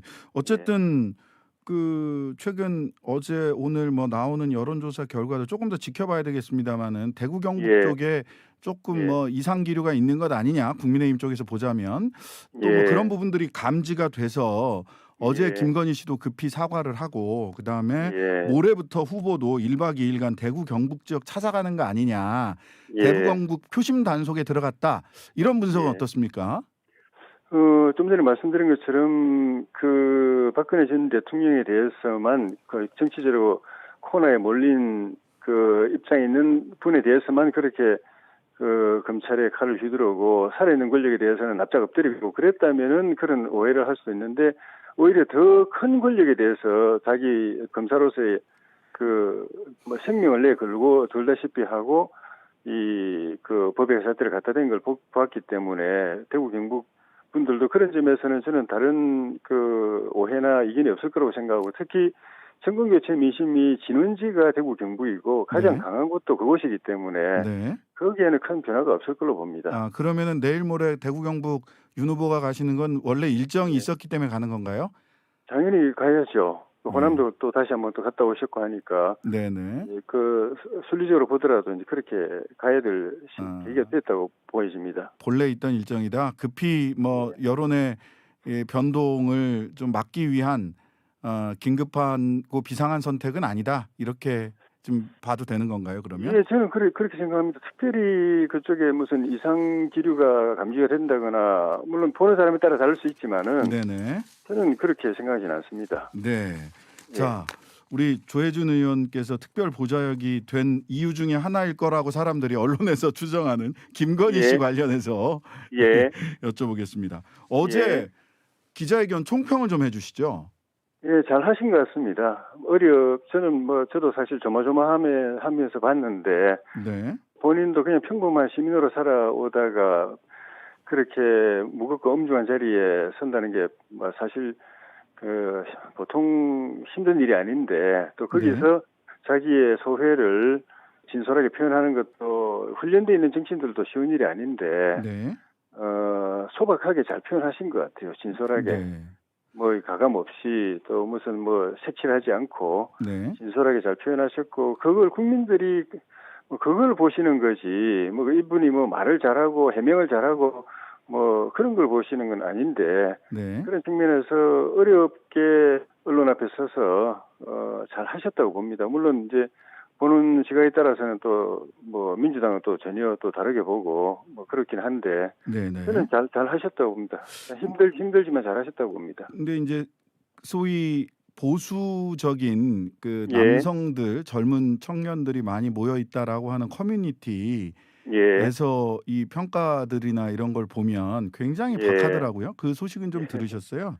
예, 여러 가지 그 평가들이 있는 걸로 봤습니다. 특히 대남편 사과냐, 대국민 사과가 아니라 너무 국민들한테 죄송하다라고 하는 것은 매우 일부밖에 안 되고 남편에 대한 연애 편지를 공개적으로 영상 편지 쓴 거 아니냐, 이런 식의 아주 박한 평가도 있어요. 사실은 그거보다 더 박한 평가도 있는데, 이런 평가는 어떻게 지금 받아들이시나요? 그런 여론도 여론 중에 한 부분이니까 우리는 가감 없이 다 경청하고 받아들이고 또 수용하고 참고해야 된다고 생각하지만은, 그 사과의 대부분이 사실은 국민들에 대해서 송구하다, 죄송하다, 또 사죄드린다, 용서해달라, 이 부분이 대부분이었기 때문에, 남편에 관해서도 물론 이제 당연히 이제 국민들께 당부하는 대목이 있었지만은, 기본은 그 국민들께 실망 끼쳐드린 거에 대해서 죄송하다, 용서해달라는 그쪽의 메시지의 중심이 있었기 때문에 꼭 그렇게 볼 일은 아니라고 생각합니다. 그렇게 볼 일은 아니다. 그렇게 받아들이는 사람들이 있다고 하더라도. 그다음에 구체적인 부분은 전부 다 선대위에서 14쪽짜리 해명 자료로 가름을 했습니다. 본인이 직접 구체적인 부분에 대해서는 이야기를 하지 않고요. 이렇게 포괄적으로 고개를 숙이는 것과 구체적인 사실관계, 한 7가지 사실관계에 대해서 선대위에서 해명 자료를 내놨는데, 이렇게 둘을 구분한 이유가 뭔가요? 국민들이 후보 배우자에게 듣고 싶어 했던 거는 그런 진솔한 자기 반성, 또 사과, 자책, 또 용서를 구하는 마음, 이거였기 때문에 구체적인 팩트 다툼, 팩트 싸움을 듣고 싶어 했던 건 아니기 때문에, 하나하나를 놓고서 이건 허위다 아니다, 이건 과장이다 아니다, 이렇게 말하는 걸 그 귀중한 전파를 소비해가면서 국민들이 듣고 싶어 했던 건 아니었습니다. 그 점을 이제 후보 배우자는 정확하게 국민들의 눈높이, 국민들의 기대가 어디에 있다는 걸 알았기 때문에, 개인적으로는 사실 하나하나를 따지자면은 이거는 그 과장이고, 이거는 부풀려졌고, 이거는 민주당의 터무니없는 공세고, 이렇게 말할 부분이 있을 수 있지만, 그렇게 말하면 국민들이 사과로 듣지 않거든요. 그거는 잘 하셨다고 봅니다. 일일이 따지지 않고, 어쨌든 국민들께 실망 섞여드렸고, 또 본인이 그런 빌미를 제공한 잘못이 있다는 걸 인정했기 때문에 그래서 국민들께 죄송하다는 그 토로가 네. 나올 수 있다고 생각합니다. 그 재직증명서 관련해서요. 그 예. 해명 자료에도 특히 예, 이제 H컬처스와 관련돼서 재직증명서가 예, 서로 다른 학교에 각각 재직 기간이라든지 이런 것들이 또 형식이나 재직 기간이 예. 서로 상이한 재직증명서가 제출된 부분에 대해서는 예, 지금 해명 자료에서도 따로 예. 설명이 없었어요. 그래서 예, 그게 이 해명으로 이 그 소위 허위 이력이나 과장된 경력과 관련된 논란이 예. 종결이 되겠느냐. 그러니까 해명되지 않은 부분들이 있었기 때문에 또 해명을 요구하는 것이 따라 붙고 하면서 이 예. 논란이 종결되지 않을 것 같다라고 하는 언론의 추측들이 있습니다. 이 부분은 어떤가요? 그 민주당이 계속 사과하라 했지만은 우리는 이미 알고 있었습니다. 사과한다고 해서 또 진솔하게 사과한다고 해서 국민들 앞에 겸손하게 고개 숙인다고 해서 민주당이 그걸 받아줄 거라고는 절대 우리는 기대하지 않습니다. 네. 계속 공격할 거고 계속 또 사과하라고 그럴 거고 나중엔 또 거짓말쟁이로 몰아갈 거고 나중에 후보 사퇴하라고 그 이제 뻔한 수순이 다 눈에 보이기 때문에 네네. 그 민주당의 공세를 보고 저는 대응하지는 않습니다. 국민들을 보고 국민들이 이 시기에 후보와 후보 후보자에게 뭘 기대하고 뭘 요구하느냐를 겸허하게 성찰해서 거기에 맞춰가는 게 저희 기본 입장입니다. 근데 재직증명서 서로 다른 재직증명서 건에 대해서는 이거는 어제 바로 해명을 하셨어야 이게 추가적인 질문이 조금 덜하지 않았을까 하는 생각은 들더라고요. 저도 이거 14페이지를 쭉 보면서 보니까 왜 이건 얘기를 안 하셨지 하는 의문이 들어서 예, 실무적인 차원에서 선대위에서 사실관계 확인하거나 정리할 거 있으면 또 그건 또 그렇게 하겠죠. 네, 예. 알겠습니다. 자. 예. 김종인 위원장은 장애문 하나를 제거했다 이렇게 표현을 했는데 이준석 대표는 미흡하지만 용기는 인정해달라. 결이 다릅니다. 그리고 김태흠 의원이 이준석 대표에 대해서 철없는 행동하지 마라 이렇게 얘기를 했는데 이준석 대표는 지금 뭐 재관력 노릇하지 말고 선대위로 빨리 복귀해야 된다라고 이제 김태흠 의원이 말씀을 하신 걸로 보이는데 이준석 대표 이거 어떻게 해야 됩니까? 계속 이러고 있어도 되는 겁니까? 원칙적으로는 자중질환은 옳지 않습니다. 적전 분열도 옳지 않고 네. 우리 내부에서 서로를 바라볼 때 부족한 점 또 미흡한 부분, 불만족스러운 부분 또 그 쓴소리하고 싶은 부분 왜 없겠습니까? 그렇지만 가능하면 그건 내부적으로 우리끼리 해결해야 될 부분이고 국민들이 보는 앞에서 당신 이거 문제야, 이거 똑바로 해 이런 식으로 하는 게 전국 개최를 바라는 국민 입장을 생각해 보면은 절대 그거 잘한다고 볼 수가 없습니다. 그런 측면에서 서로 하고 싶은 말 다 있어도 이 시기에 국민들이 바라는 거는 우리 진영의 대동단결이고 전국 개최를 위해서 서로 포용하고 감싸주고 힘 모으는 거다라는 그 원칙을 모두 다 마음에 새겼으면 좋겠어요. 당대표든 총괄위원장이든 후보든 또 뭐 현역 의원이든 간에. 예, 그리고 정말 상대방에게 마음 안 들고 이거 좀 고쳤으면 좋겠다 싶은 거는 진정성을 가지고 서로 이야기해서 바로잡는 게 저는 우리 전국 개최 바라는 국민들이 요구하는 거라고 생각합니다. 네, 지금까지 조혜진 국민의힘 의원이었습니다. 감사합니다. 예, 고맙습니다. 세상은 넓고 우주는 더 넓고 알아야 할 과학 상식은 무수히 많습니다. 그중에서도 대통령이 정말 꼭 알아야 될 과학 이야기만 깔끔하게 정리해드립니다. 대통령을 위한 과학, 오늘도 이종필 박사님 나오셨습니다. 안녕하세요. 안녕하세요. 이종필입니다. 네, 어느덧 2021년의 마지막 월요일입니다. 네. 내년에 뵙겠네요. 이제. 그러게요. 올 한 해 이종필 박사님 어떠셨어요? 개인적으로는 좀 힘들었어요. 아, 맞아요. 한번 많이 아파가지고 입원도 연초부터 하고. 사실은 좀 자주 아팠었고 결국은 뭐 병원 신세도 한 2주 정도 지고 네. 수술도 하고. 네. 그래서 제가 올해 만 나이로 이제 50인데 그 제 생일이 12월 31일이거든요. 아, 그래요? 그래서 며칠 뒤면은 정말 어떻게 해도 이제 딱 50년을 살게 되는데 아, 인생 후반전이 이렇게 시작되는구나 그런 생각이 들면서 올해는 참 몸도 아팠고 하는 일마다 잘 안 되고 그래서 굉장히 좀 속상한 일도 많았는데 뭐 제가 이렇게 말하면은 사실 지금 코로나 때문에 저보다 훨씬 더 힘든 분들도 굉장히 많았을 테고 이제 저는 그냥 엄살 부리는 정도일 것 같아서 이 방송 들으시는 그 모든 청취자분들 내년에는 더 행복하시기를, 더 많은 복을 받으시길 바라고, 또 불행한 와중에 그래도 그 올해는 이렇게 TBS에 네. 그 탄압받는 언론에 과거에 이렇게 또 출연하게 돼서 그거는 유일하게 보람된 일이 아니었나 그렇게 생각이 됩니다. TBS를 갑자기 탄압행으로 다 잘 될 겁니다. 우리 단골손님 여러분들이 잘 지켜주시리라 저는 믿습니다. 그렇죠? 예. TBS 잘 지켜주실 거죠? 잘 지켜주실 거면 댓글로 TBS 화이팅 올려주세요. 더 기운 내겠습니다. 예. 자, 뭐 작년에 지난 시간, 저지난 시간에 계속해서 그 창백한 푸른 점 위에서 우리는 왜 이렇게 와각지쟁을 하고 있나 하는 얘기들을 많이 했는데요.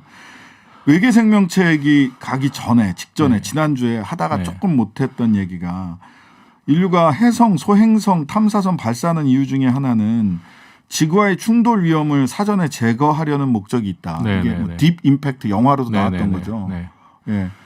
진짜 그런 겁니까? 그래서 최근에 지금 그 지난 11월 달에 쏘아 올린 그 우주선이 이게 이제 그 소행성의 경로를 바꿀 수 있는지 실험하는 그런 우주선을 쏘아 올렸어요. 네네. 그 이름이 이제 그 영어로는 DART, DART인데 이게 다트. 우리말로 하자면 이중 소행성 경로 변경 실험.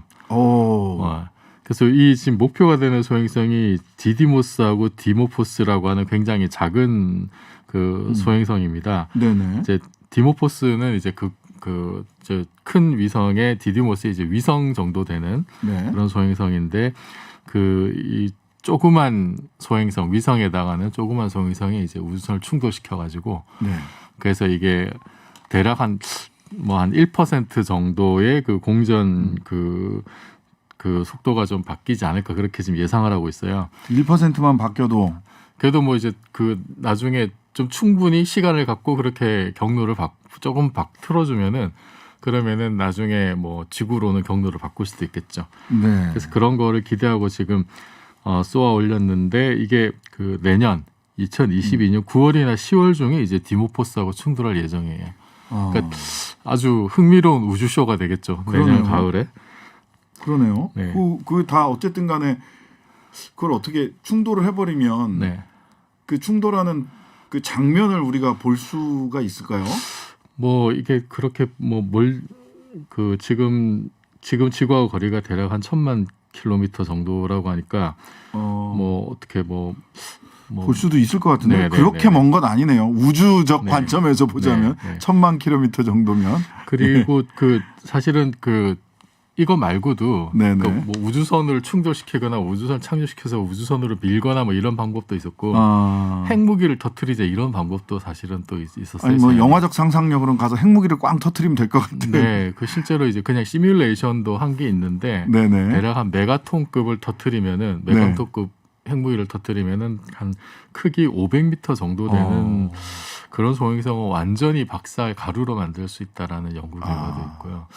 뭔가 이게 영화적 상상력을 자극하는 한편으로는 이게 이제 바이오 쪽도 그렇고 이런 소행성을 폭발을 시키겠다, 좀 궤도를 바꾸겠다 이런 게 약간 인간이 신의 영역에 뭔가 우주적 질서에 뭔가 이렇게 이 삐끗하게 만드는 거 아닐까라고 하는 그런 걱정도 조금 들긴 해요. 근데 크기가 지금 뭐 디디모스가 크기가 뭐 780m 정도, 그렇게 크진 않네요. 디모포스는 160m 정도니까 그 정도 그렇게까지. 근데 이제 이 정도 크기라도 지구에 들어오면 굉장히 큰 피해를 미칠 수가 있어서. 뭐 핵폭탄 뭐 수백 개의 역할이다. 그런 파괴력을. 또 하나 재밌는 건 그냥 소행성 표면을 흰색으로만 칠해도 태양빛을 받아서 이렇게 또 오랜 시간이 지나면은 이렇게 경로가 변경되는 그런 방법도. 흰색으로 칠한다고요? 네네네. 재밌네. 뭘로 칠하죠? 뭐 로봇이 가서 하든지 하면 태양빛을 받아서 태양빛을 많이 흰색이면은 많이 반사를 하게 되는 거죠. 그러면 경로가 바뀐다. 태양 돛을 이용한 뭐 우주선 이런 개념도 있는데 그거랑 비슷하게. 그렇군요. 조금 아까 화이팅 해달라고 했더니 9402님 김 박사님 아니고 이 박사님입니다. 맛있는 거 많이 드시고 아프지 마세요. 이종필입니다. 김종필 아니고요. 6544님 TBS 화이팅 배추도사님 3692님 다 TBS 화이팅 해주셨고요. 6881님 TBS 화이팅 신장식도 화이팅 제작진도 7131님 화이팅 TBS 이렇게 6분께서 화이팅 보내주셨어요. 물론 유튜브 댓글로도 많이 보내주셨어요. 진장도 화이팅 뭐 이런 거 많이 보내주셨는데 일단 문자로 보내주신 화이팅 보내주신 6분께 깜짝 소정의 선물 보내드리겠습니다. 깜짝 선물 갑니다.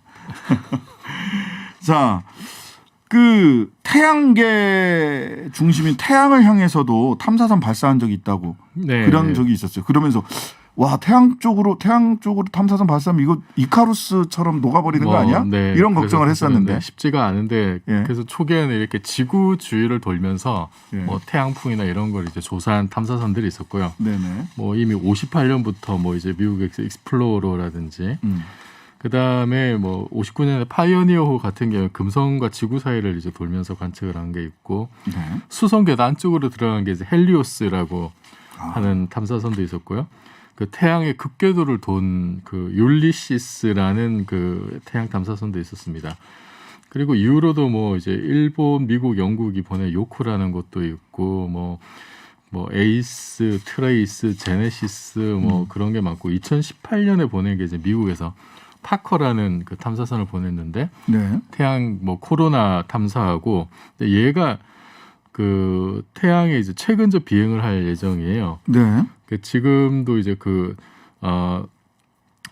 태양 주변에 지금 그 돌고 있는데 이게 7년 동안 24번 이제 그 태양의 근일점을 통과. 이게 금성을 이용해 가지고 금성 태양 이런 식으로 이제 돌도록 돼 있거든요. 네네. 그 태양에 이제 그 제일 가까워지는 지점이 근일점인데 네.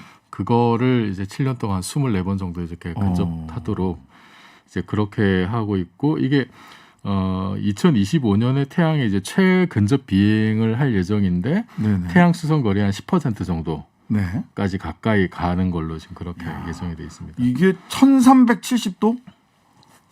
네. 예, 최대 1370도를 견딜 수 있게 제작됐다. 네.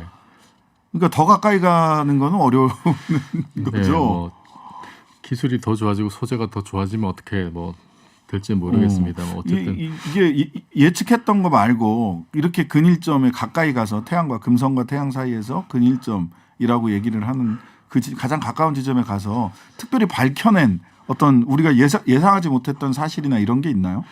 그러니까 이제 그 태양풍이 이제 그 뭐 어떤 식으로 이게 지금 뭐 그 형성이 되고 진행이 되는지 거기에서 그 사실은 좀 그 예전에 알지 못했던 그 뭐 스위치백이라고 하는 어떤 그런 현상들 이게 그 뭐 자기장이 이제 갑자기 이제 방향을 바꾼다라든지 이런 게 이제 예전에 예상을 못했던 건데 이제 이런 거를 뭐 새로 좀 알게 지금까지 얘가 파커가 한 3번 정도 이제 태양 근접 비행을 했었거든요. 이제 그때 나온 자료를 가지고 그 이전까지 좀 알지 못했던 그런 좀 새로운 사실들도 지금 밝혀내고 있습니다. 자기장의 방향이 획획 바뀐다.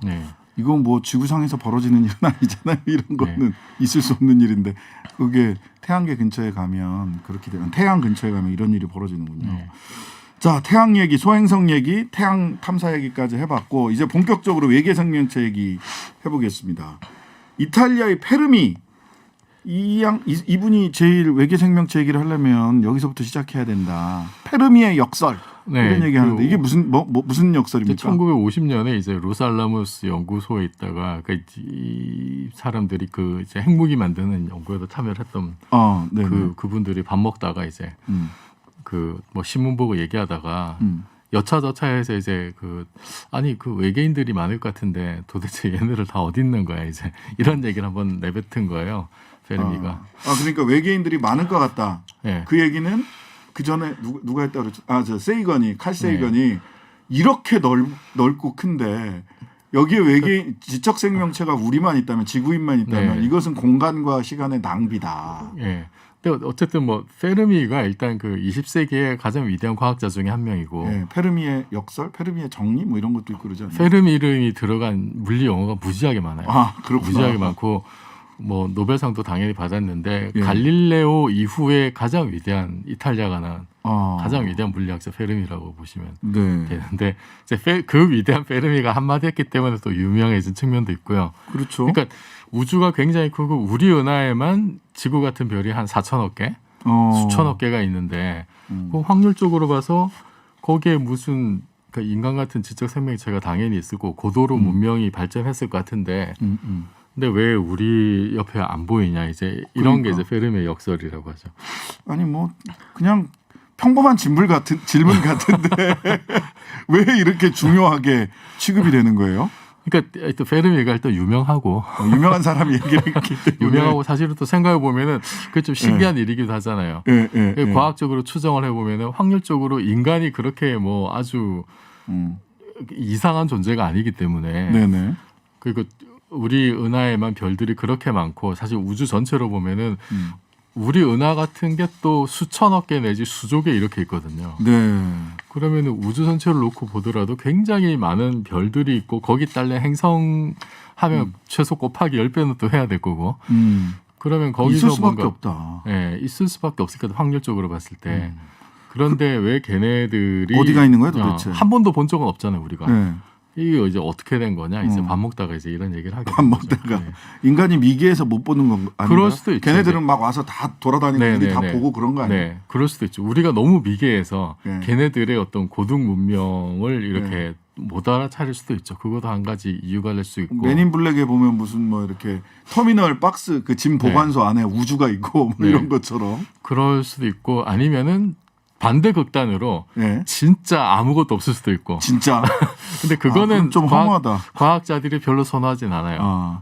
근데 이제 외계 논리적으로 생명체 가능하지만. 얘기할 때 세티 프로젝트라는 거 빠질 수 없다 그러는데 이게 어떤 프로젝트입니까? 이게 이제 영어로 그 Search for Extraterrestrial Intelligence의 약자인데, 그러니까 요게 이제 그 처음에 59년에 주세페 코코니하고 필립 모리슨이라는 분이 그 마이크로파, 그러니까 전파를 이용해서 항성간 신호를 탐색할 수 있을 거다. 그러면 요거 가지고 뭔가 이제 그 외계 지적 생명체가 있으면 그러면은 인공적으로 그런 어떤 전자기파 신호가 이제 나올 수 있잖아요. 네네. 그 항성간에 있는 그 전파로 다른 행성에 있는 생명체 신호를 이제 포착을 하자라는 이제 일들을 하게 돼요. 그게 이제 초기에 오즈마 프로젝트라고 해서 60년대부터 이렇게 쭉 시작이 됐었고, 그래서 뭐 행성협회도 만들고 이제 세티 연구소도 설립을 해서 실제로 이제 뭐 전파 망원경을 이용해 가지고 이제 뭐 신호를 뭐 이렇게 받아보기도 하고 보내기도 하고 이제 그런 일들을 쭉 해왔었죠. 네. 그러다가 이제 사실은 별로 성과가 없어가지고 이제 그 정부 지원 미국에서 이제 정부 지원도 축소가 돼서 이제 93년에 민간 프로젝트로 전환했다가 뭐 나중에 또 이렇게 기부도 받고 뭐 2015년에는 이제 그 브레이크스루 이니셔티브라고 해서 여기 뭐 스티븐 호킹도 이제 참가를 했었고 그 유리 밀러라고 이제 러시아 출신의 부호가 이제 또 10년간 1억 달러 기부를 하게 됐었고. 자, 세티 프로젝트 얘기할 땐 드레이크 방정식을 빼놓을 수 없다는데요. 이 얘기는 다음 주에 시작을 해야 될 것 같습니다. 자, 내일 뵙겠습니다.